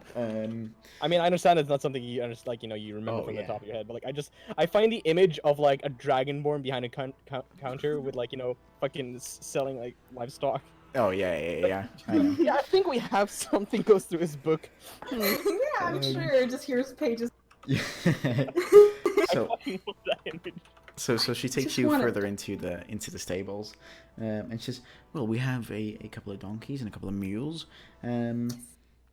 We also have a draft horse in case you're looking for something that's still a bit fast, but still also can still carry quite a bit. It's your choice, really." Get a pig. That sounds like fun. Trying to think of something I can bring around with. I'm gonna Okay, this is gonna. I'm gonna like ask Chuck. This is gonna sound really silly, but do you have any ponies? I think they're adorable. Right, ponies. Yes, we do have a couple. Right this way, and she again leads you further down the stables. These are pretty large stables. You definitely have the feeling that horses are pretty well appreciated on this side of the coast. So yeah, so she leads you further down, and she says, "I have a lovely pony here that you could buy from me." Yes. This pony currently does not have a name yet, so you are free to name it if you were to buy it. The pony on its own would cost you 30 gold pieces. Sold. I love the idea. Okay, all right. So she's all right. Splendid. What will you name this beautiful beast? Is it a he or she? I wasn't paying attention. It is a he. Oh. Oh my gosh, I was not prepared to name an animal. Name generator. Fred. Name it socks. Say socks? That sounds like fun, but hold on. Wait. Male name generator. Hold on. Give me a second. Please, I just want a god damn. Write me some character name. Okay. Boot. Name it Boot. Name him Boot. I want to name him Boots. Okay, Boots. Yeah, this Boots. Okay, all right. So she. I say it with an accent that I don't have. Okay, all right. So she looks at you. All right, Boots sounds like a lovely name. Now, should we also shop for some equipment, or do you already have equipment? Some equipment would be nice. Okay, all right. So, you would definitely need a bit and a bridle, which would run you about 2 gold pieces. Are you looking also to have like a cart or a carriage of any sort? Hold on, let me look up. How big are horse carts? They're like the little pulley ones with like the little seats. Oh my god, I want it! Yeah. How much is that? How much would a cart be? So a cart would cost you 15 gold pieces. Okay. So plus the price of the pony itself, so it'd be 5. Yeah, and then the bit on the bridle will be 2 gold pieces. And then you would also need a saddle in case any of you is going to ride this pony. How much is a saddle? Just for a normal pack saddle, it'd be 5 gold pieces. Okay, so all together. If Lark needs more money, can I just keep it and give her some? So 30 plus. I have that brain. Plus 15, plus 2, plus 5, and then plus another 4 for the saddlebags in order to store stuff on the pony itself. Okay. And then some feed, which would run you about 8 gold, and that will last you a very long time. Wait, there'd be just 1 for feed? Yeah, so just 1 gold piece, and it will last you months. Okay, so that's 57 gold. Yeah. Okay. I just wasted half my money on a horse. Oh yeah, it's a deal set. Fucking deal. Let's go. All right. Okay. So she says, "All right. Well, thank you very much. I hope you have a lot of fun with this very well performing pony. And may I just add that thank you for keeping Rogar safe. He likes to believe that he's still young enough to go on adventures." Oh, you know him. Oh, okay. I'll make sure to be like nice to him. You know, I got you. I really appreciate that. Thank you very much. I hope you have fun. Thank you. Thank you. And I take my pony and I'm going. Okay. Wait, how many cart hold? Sorry, say again. How many people can a cart hold? It looks like a 2-seat. Yeah, it would definitely be 2 seats plus a reasonable amount of luggage and stuff like that. Okay. So like, so like coming out of it. No, you cut out for me. You cut out for me. Oh, dang. Okay. like coming out of the barn stable question mark. Stables, yeah. I'm just gonna like ride the little cart outside and be like, Zerx, how much do you weigh? Okay, all right. So yeah, so Zerx, you're standing there outside, just waiting for Lark to be done, and you just hear the horse feet, just the sound. You can just hear it coming, and you turn around, and Lark is. Are you sitting in the cart or on the horse? I'm sitting in the cart. Okay. But the horse is pulling. Yeah.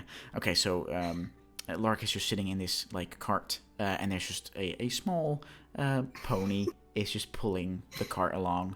Yeah. You crazy son of a bitch! You actually did it. Yeah.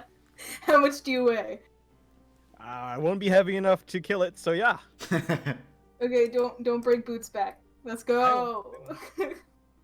Because I know Lark weighs about 120, and the maximum that a pony can hold is 220. So I don't really know how much. I mean, for the It'd be sake safe of enough. yeah, for the sake of D&D being D&D, this pony will definitely be able to pull 2 people in the cart plus some luggage. It's only when you really start overloading with more people than it's supposed to pull. Okay. Okay. I've made my decisions. So am I on the pony and Lark is in the like thing in the back? The cart's 2 seats if you want to sit in the cart. But he's so cute. If you want to ride the horse, you can ride the horse, so I get pulled by my horse. I want to ride on the horse. Okay. He has a saddle. Okay. All right. So Zerx, you get on top of the horse. Make an animal handling check to see see how good you're at riding a horse. I'm gonna fucking roll a crit one. Watch it happen. Oh no, you're okay. okay. Almost as if it's your second nature. You just jump up on the horse, and the horse and you just kind of automatically seem to sync up, and you just casually ride away as if you've done this 1,000 times before. Sweet. Okay. All right. So like I turn to what'd you name him? His name is Boots. All right. Good boy, Boots. And I give him head pats. Okay. This brings me more joy than it did. Yeah. And Boots is just going for it. Okay. So you guys kind of ride back towards the market square, where you see Yuda and Cora dashing out of the shop. And Cora and Yuda, you guys need to make a dexterity saving throw for me, please. Oh, God. Can I roll animal handling again to turn the horse around? Oh yeah, sure, yeah. I thought you were gonna try to be. Okay, yeah, no, give it a try. Okay. Oh, wow, okay.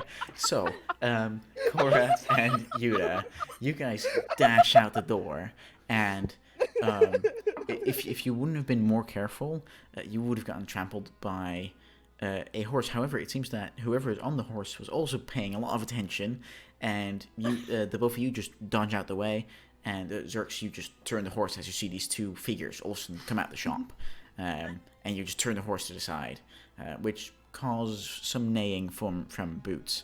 I thought they were like we were like approaching and we saw them in the distance running out of the shops. oh, you tried to overrun them. No, I thought oh, that's them. This is like I don't want to get in trouble, but no, okay, this is. Oh no, okay, right, yeah, no. So you guys just barely miss each other, as the horse comes to a standstill. Cora, Yuda, you guys see Zerx on top of a pony, and Lark in the back of in a cart. Oh my God, you have bitch a got horse? a horse. Lark got the horse. This is mine. This is Boots. Oh my God, I want to. Are you guys still running from your crimes? What are you talking about? Crimes? Nah, we didn't do any crimes. We're fine. Can they roll deception for that? I mean, you could roll insight if you're trying to check if they're talking the truth. I mean, we kind of I don't really care either way. Okay, that's fine. How small is it? That's. I don't think I've ever actually like seen one. That's all right. They're not very big, but you know they're. Are they like decent large size. dog? The Are pony. they like? Bigger than that. Yeah. Oh How no, big is they're a bigger pony? than that. They're probably about how tall is Lark? She is. I think she's like 5'7" ish. Okay, so you would probably reach around with your head, like the top of your head would probably reach about up to like the chin of the pony. God damn. Yeah, That's a it's a big big pony. It's a Are big you pony. sure? Yeah, no. That's Because a I look, big-ass yeah, pony. that's a full horse. Like I'm looking at ponies. I mean, They're like large dogs. okay, well I never seen a pony small enough to be a large dog. It would be like the ponies the pony. That's like a large dog. Would be to like at least like a big pony would be to like fucking I don't know. This is large, one like, beast of a skinny pony. Right? Okay, well in that case, the top of your head kind of reaches to the top of the head of the pony. Sounds about right. Yeah, that's maybe a better example. I don't know, but this brings me joy. I'm seeing people hurting ponies right now, and I'm like, I thought this was a thing. Okay. All right. So you guys come to a stop. Cora, Yuda, you guys come outside and you see Zerx on the pony, and you see Lark in the back on the cart. Bitch has got a horse. Nice. Nice. Okay. So like that. Pet it. I want to pet it. Yeah, you can pet it. Yeah, sure. You can pet Boots. He's nice. Boots. Boots. Oh, Oh, are we supposed to be going to a party? yeah, we're supposed to be going to a party. So currently it's about 7:45. Oh. Yeah, we can go to the party, right? Because Yeah. we heard music. We can go towards the music. Oh At the yeah, party, absolutely. I'm gonna look for George at the party. Okay, sure. Okay, so as you guys make your way towards the party, Are we supposed to dress up? What kind of do party you is have this? anything to dress up to? I'm a disguise kid. I don't. He has some fancy clothes, I think. Yeah, Oh, you could use your disguise kit to disguise as a fancy person. I I have sure a broken gold monocle. I have- wanna put on a nice dress. Mm-hmm. Okay, all right, easy And enough. that's You do exactly that. Just strip in the middle of the street. Well, I presume you find a bit of privacy for yourself. Yeah, No. Okay. She does it right there. Okay. Okay. All right. Does anyone else do anything? I don't got anything, so. No, I just started No. heading towards the Okay. So I'm as the only one dressed up. I don't like it. as you guys move towards in the direction of the market square, you start hearing more and more music come out, and you start to hear people laughing and people, having a general good time. As you arrive at the market square, it's beautifully decorated. There's like small lanterns on strings that's going from building to building and from lantern post to lantern post. And there's some large pots filled with flowers spread all across the market square, which adds just all kinds of like bright colors to the general scenery. The normal market stalls have now been moved out the way in order to make space for long rows of tables and chairs. Probably enough tables and chairs to seat the entire town. And it definitely looks like the whole town has come out in order to help set this up, in order to celebrate the return of the Baron and the Baroness. You can smell all kinds of meats and potatoes and pastries that are all freshly being prepared for tonight's feast. And additionally, you can now smell the somewhat familiar scent of the ocean air slowly breezing through the night breeze through the town of Highcliffe. And then you can hear a band in the background just playing some easy but festive tunes in order to kind of get the mood going. As you approach, everyone that was kind of working on the last bits and bobs to set it all up stops and just starts clapping as they see you arrive. We're And famous. You're Wow. kind of stopped with your horse, and a stable hand just holds Boots by his reins and says, "I'll take him for you. I'll take very good care of him whilst you party tonight." A very young human, probably around 15, 16. But definitely looks like he knows what he's doing. Okay, I'll let him take care of Boots. Okay. and so with that, yeah, people are still clapping and they're kind of walking in your direction, and they're start, come and thank you, and they're just trying to give you hands and things like that, and pats on the shoulder, and there's some people who are shouting, you're the best, thank you, and then that kind of stuff. I see George anywhere. Currently, no, you do not see George anymore. Fuck. Do we see Marie or and Tony somewhere? Yeah. So in the way back, kind of making their way through the crowds, and also getting a lot of pats and hugs and things. You see Tony and Mary trying to make their way over to you, and after a good half a minute of trying to awkwardly push through the crowd and accepting people's well wishes and all that stuff, they're across from you. And they're both definitely in a much better looking state now. You can definitely tell that they had some help in terms of healing up. Yeah, they're looking really well dressed. Tony is wearing a very ceremonial set of armor. Red tinted, but some gold lacing around the edges. And Mary is wearing a very, God, what you call that? A dress that fits very well with Tony's attire. A very complimentary dress, but again, the red tones and the golden lacing.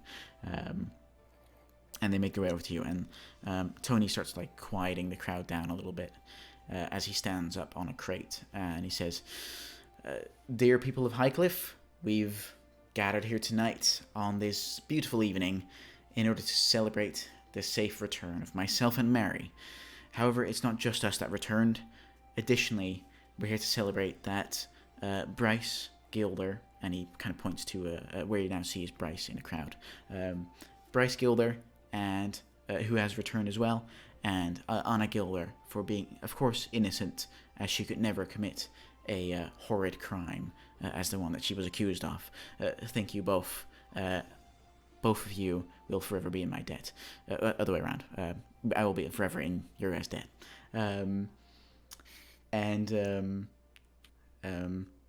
He continues and he says, as a quick side note, to anyone that believed Anna was absolutely guilty of this horrible act, I believe you, before you start feasting tonight, I believe you all have a apology to make. As a town, we're supposed to stick together. And then Tony kind of bends down to you guys and he says, so, did you guys think of a group name? No. Oh, we didn't do that! Wait. Terry, Wait, on the spot. I don't know about that one. Can we be called the Pokemon trainers? No. We have two animals. No. Let me try and think of something real quick on the spot. Hey Google generating name. We'll call ourselves Google. The Pretenders Guild. I just thought. Pretenders. The Pretenders We are Guild. doppelgangers. do not. No. Group name generator. Here we go. Group name generator. We'll call ourselves the IOUs. Okay. The IOUs. I'm happy with that. Here we are. What is that supposed to... Wait, what?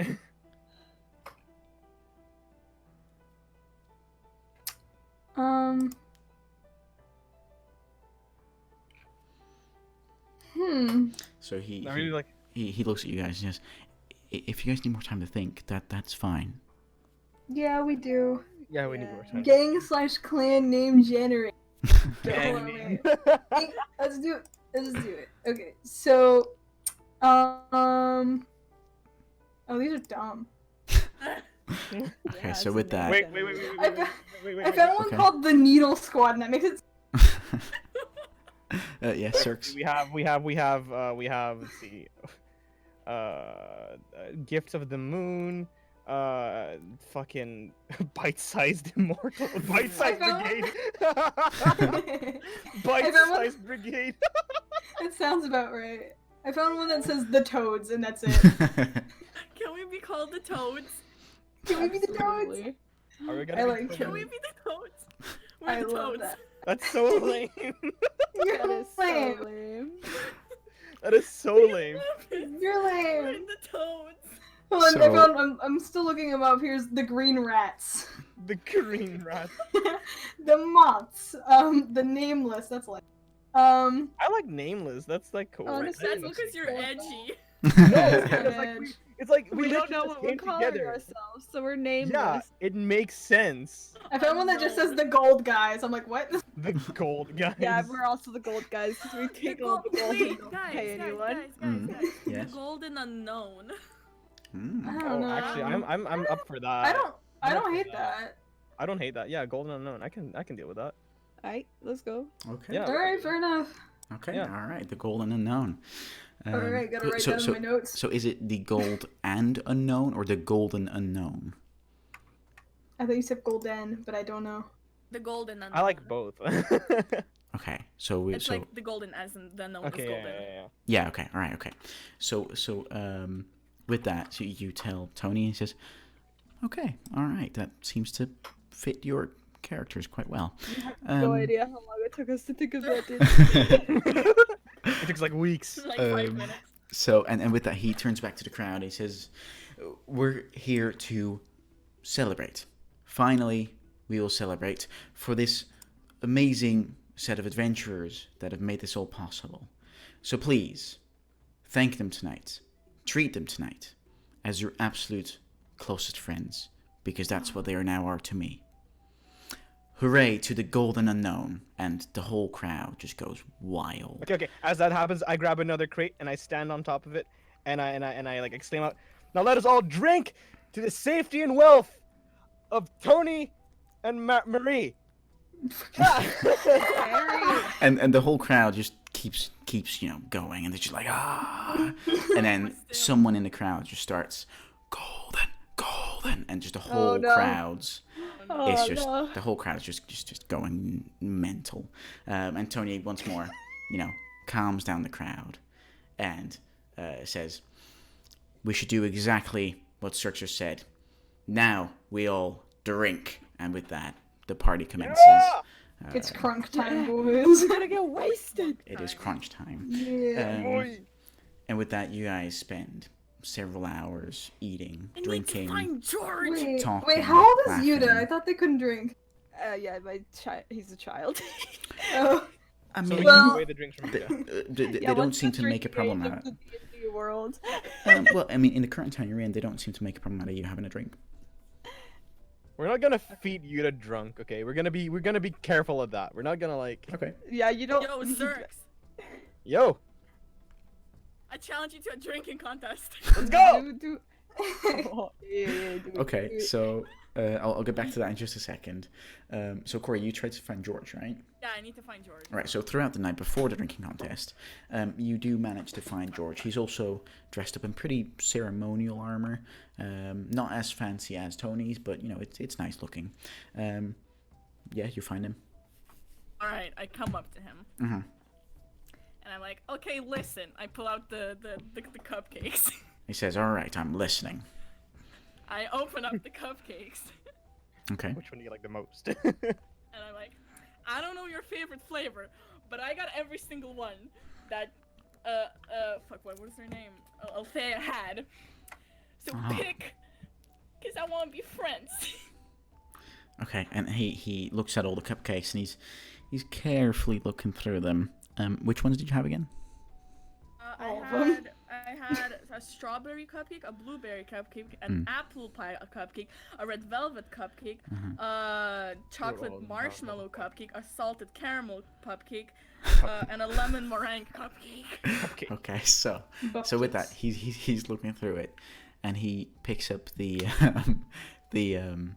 apple pie cupcake. He says, "Ooh, this one's nice. This one looks really nice."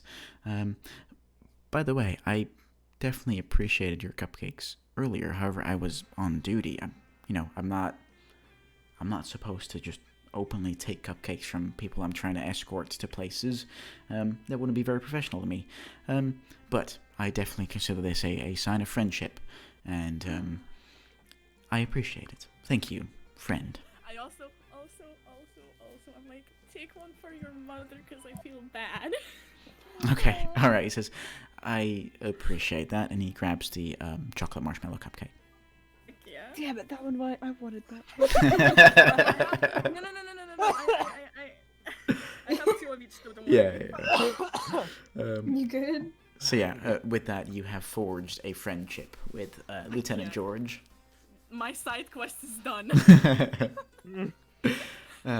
So like I said, you guys are partying, feasting, drinking all night long.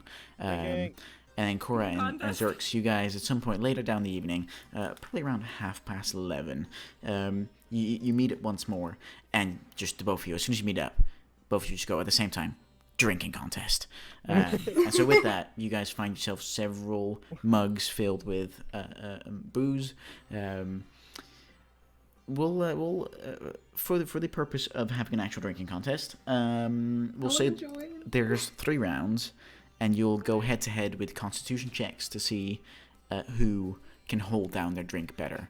I have 0 constitution. Why did I do this? I'm still gonna fucking knowing my luck. I'll still roll lower despite having 2 constitution. We'll make it best out of 5. We'll make it 5 rounds. All right. Okay, so roll your first constitution checks. I'm already like waiting. Like after we're done with this fucking drinking competition, he's like, okay, now you guys roll initiative. No, so roll your first constitution checks. So it's just constitution, right? Yeah, it's just constitution. 1, 2, 2, 3. Oh damn! Okay, all right. So you both grab the first mug and you just start chugging it down, and both of you are almost finished at the same time, but Cora's just a bit earlier, and she just slams down the mug onto the table. And yeah, I mean she looks okay. Zerx, you felt like you might have drunk that a little bit too fast, or tried to anyway, and you're feeling a little bit dizzy after that one. All right, roll your second checks. My background has like an alcoholic. I have like an alcoholic-esque background. Oh, right, well there you go. So both of you roll a second check. Okay. 1. So that's 1 for Cora. Yeah. Okay. 1, 3, 2, 2, 1, 3. go. Okay. All right. With that, the second cups go back. The second cups go back, and again slam down at the same time. You both are pretty wonky at this point, but Cora, you're definitely feeling that one. It does not feel like that one, landed very well in your stomach. So that's 1-1. All right, roll again. Can I just offer can I just offer Cora, you just yell out, someone spike this? All right, no, so not yet. both of you again. Okay, 1. 3, 2, 1. Oh, okay. Wow. Okay. It's always so fucking close. Yeah, it is very close. So again, third cups, back they go, and Cora has just done it just a little bit earlier, and Zerx, you're starting to feel, you're starting to get like the hiccups, right, of too much booze, because this stuff's pretty strong for what you're normally used to. This is some good shit, man. And Cora, you seem to hold it down pretty well, right? It's now 2-1 for Cora. Let's see, that was 3 rounds already. One more round. Let's have a look. 1. All right, 3, Unless you're 2, tying. 2. 3, 2. Oh shit. Oh, okay. Oh. Okay. All right. So Cora, you nailed that one back again, and you're just holding it down so well. Zerx, not the same for you. You throw it back, and you're feeling woozy, and you have to just bend towards the left, and you just throw up the booze that you just had. Cora, you are now considered to be drunk though, which means you have a disadvantage on perception and stealth rolls. Okay. So as I am done with that, I want to do a backflip off the stage. Okay, sure. Make an acrobatics check to see if you can do that. And people are laughing all around. People are just really enjoying this. So yeah, I mean, kind of easy enough. You get up on the stage, and you're wonky. You're just barely not drunk. Wait, right? but can I just say I feel this, but I act as if it's what I was planning to do. Okay, sure. Yeah, we can do that. So yeah, Check. You stand on top of the stage, and you just you're a bit wonky, and people are like, oh, what is he gonna do? And then you just try and make the jump backwards to try and flip over yourself, and and you kind of just make the half jump, and then you just land flat on your back off the stage, and people kind of like dive out the way as they're definitely not catching you. And then as soon as you land, you kind of put one fist in the air. You want to try that? It's kind of too late at this point. Oh, no. But as soon as you land on the floor, you kind of put one fist in the air, and you're like, yeah, and the whole crowd's like, yeah. Yeah, so with that, the whole evening, slowly starts fizzling down. I wish I went for Art of the Drunken Master for my level 3 man. Oh, that's so fucking great. And yeah, so you guys kind of like fizzle, like the rest of the crowd starts fizzling out slowly as it gets later and later. Somewhere around the probably 12:30, so after midnight, you guys are kind of all sitting at a table together, just discussing the day's events and just discussing the fun you had during this feast. As you see Tony, Mary, and George coming your way, and Tony kind of, as soon as they get close enough, he kind of picks up the word and he says, "Good evening, everyone. I hope you're having a lot of fun." Yeah. Yeah. Yeah. Okay, all right. That's good to hear. This has been a very good feast. And he looks at George and says, "George, can you make These sure ribs that..." are amazing.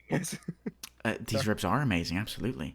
And he Just gotta have like a beer thing in my hand, like laying on the fucking table, almost passed out. Okay, all right. Okay. I like put a rib in her mouth. Like, there you go. Okay, all right. Tony sees it happen. He's currently too professional to comment on it for now. Start laughing. Come on, man. It's fucking hilarious. Tony looks at George and says, "George, can you make sure that Bryn gets a promotion after this for arranging such a well put together feast?" And George says, Of course, sir. Of course." And so Tony looks back to you guys and, well, yeah, he sees Cora lying that way with the rib kind of stuck out of her mouth. And he's like, "Yeah, that is pretty funny." And with that, he says, "We just Put on a Snapchat story. We just wanted to come over and thank you once more for all that you've done for us, and especially for the Guilders and for the town of Highcliffe as a whole. I would not want you to feel like, your freedom is the only gift we give you. As you mentioned, you wish to get paid, and paid is what you will be." And he hands over a pretty significant pouch, and you can just hear the sound of gold coins clinging inside, and he puts on a table. And Grab it. in the pouch, there's 400 gold pieces. Oh, never mind. I do grab it, actually. Hey. And he says, I truly wish I could give you more, but it seems like the doppelgangers still sent off a lot of gold to whoever their master is on the Isle of the Blood Moon. But regardless, thank you all so much. You will always be welcome in Highcliffe, and there is yeah. Real quick, can I just take so we can just safely assume it's 400, we'll just divide it up for us. Mm-hmm. I just take I take 50 of it. Okay. And I give it back to him. Okay. That's because that's part of my thing, because so I give it back saying, "We truly appreciate your offer of gratefulness. However, due to my vows that I have vowed and promised back at the temple, I am afraid I cannot accept this on my behalf." Okay. Pussy, take the money. Cora is definitely drunk as she exclaims that. As I put another rib in her mouth.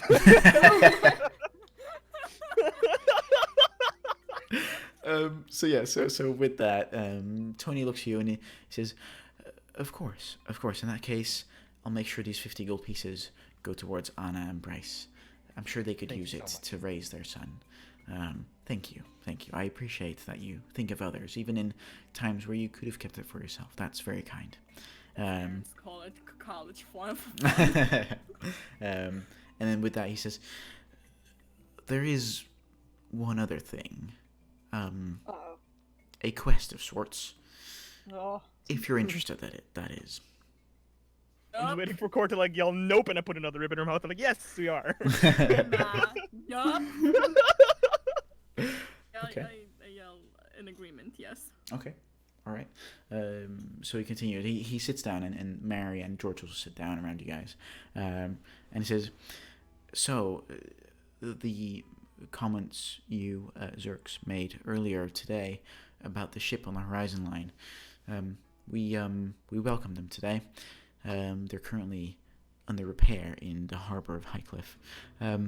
It was a ship from the Deadeye Republic, and they've come with a request for help.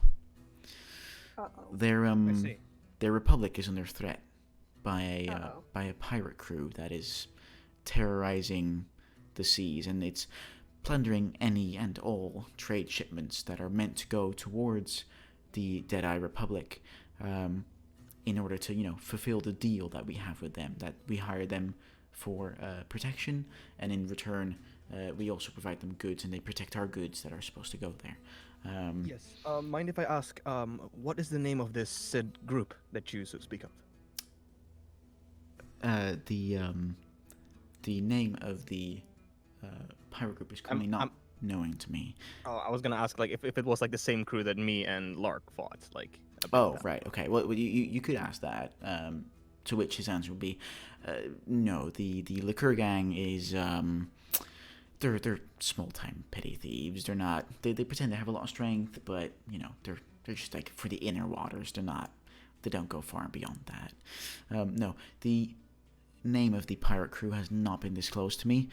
Kobar, the envoy that comes from the Deadeye Republic, has not disclosed a lot of details. I will make sure that tomorrow, if you wish to accept this quest, I will explain tomorrow further details, and I will also let you meet Kobar Cutthroat. All right. He continues and he says, yeah, so like I was saying, they're plundering all the trade shipments of any ship that dares to leave the bay that they're currently harbored in. The Deadeye Republic have requested me to send my very best men back with the ship that we welcome today in order to clear out the pirate hideout, which is currently rumored to be on the Isle of the Blood Moon. I want to send my best crew there in order to help Miss Fane, the leader, I suppose, of the Deadeye Republic, with their problems.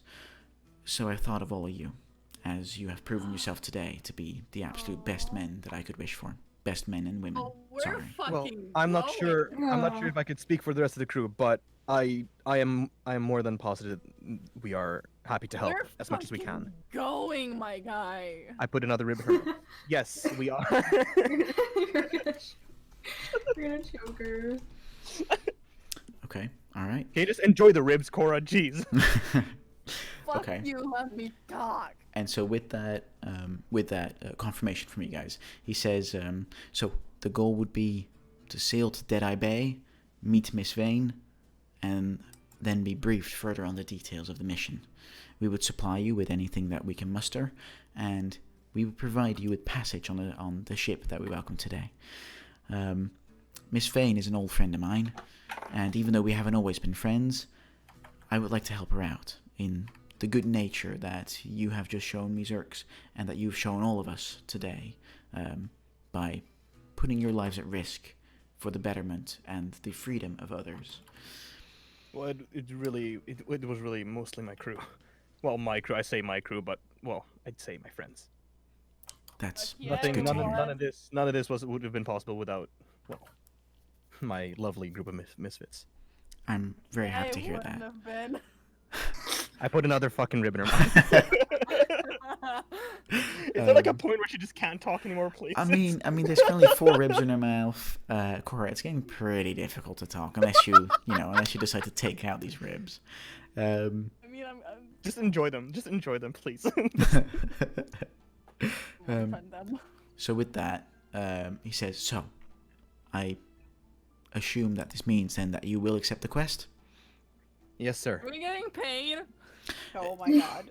I have As she's had... munching on the rib.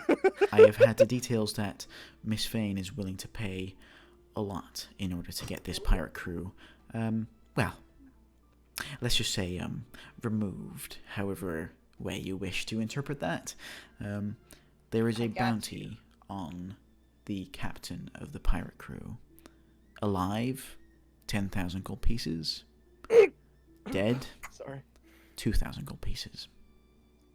Huh. We're getting this man alive. Thank you. And with that, he says, "It's great to hear that you guys will accept this quest. That means a lot to me. And tonight, for the remainder of the night, we will continue to feast, and then after a good night's sleep, we will start getting ready in the morning with some extra details." Yeah. Yes, sir. All right. With that, he bids you all goodbye together with Mary, and they head off towards their mansion.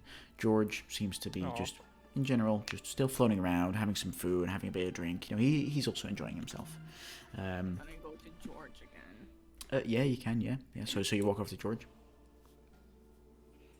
It might be a bit wobbly, but I can still walk. Yeah. I mean, at this point, it's been 2 or 3 hours. You're the initial buzz of the drunkenness has worn off a little bit. Sorry. I drank more. Oh, you drank more. Okay, well, yeah, in that case, you're still pretty wasted. Make her roll a Constitution for walking normal. No. She like trips on her way to George. Currently, you're still capable. All right, yeah, dexterity. Would it be dexterity? I mean, yeah, it's up to discretion of the DM. But in general, you're currently fine to move your way towards George. You arrive safely. What do you say? I'm just kind of okay. So I wanna ask him. Okay, so yesterday, I think it was yesterday. It might have been today. I actually don't remember. It was today. Yeah, you sound drunk, all right. Anyways, remember the thing that was on the side of the inn? He seems to think back, and he's like, right, the sign of the society. Right, what's up with it? The what? The sign of the society.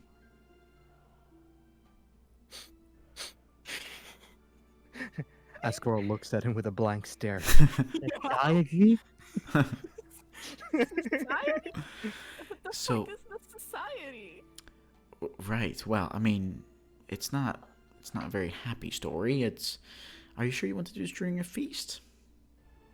Yes, please. I'm waiting for Cord to Okay. start crying at the end of the story. Like, this is really All right. emotional. So, the society is a group of, well, I suppose we don't know. It's the sign you saw seems to be popping up more and more everywhere, and there seems to be some letters and some communication going around that is also stamped and marked with the sign of the society. It is a group somewhere that seems to try and corrupt and persuade people to take the wrong path or take just a simple action in order to better the future of the society. They definitely have a mindset that the many should sacrifice for the few. And with that in mind, they well, I suppose I don't really know what they're trying to achieve. I can't imagine much good, but that's pretty much what that sign is for. It kind of shows support towards the society, and it shows that people are standing with them, and that is a concerning fact. Mm-hmm. So, you don't know where they... has anyone ever encountered any of them?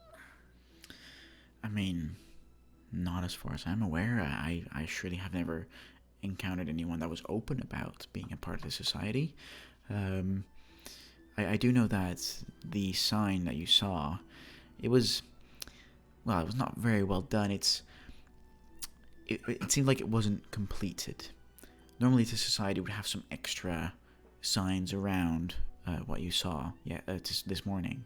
But this one was a bit more basic, a bit more quick, as if someone didn't have time to finish it. I happen to recognize it from the old King's Seal, from the halfling king named Bingo. That is, it's nowhere near here, and you probably don't know of it. But yeah, it looked more like that than the sign of the society. However, I gotta presume that it was an amateur at work, and that for the safety of the town, that it was most likely the society. Alright. Okay.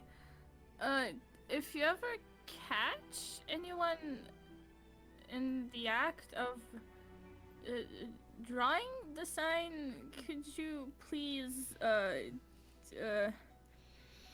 get me? Okay.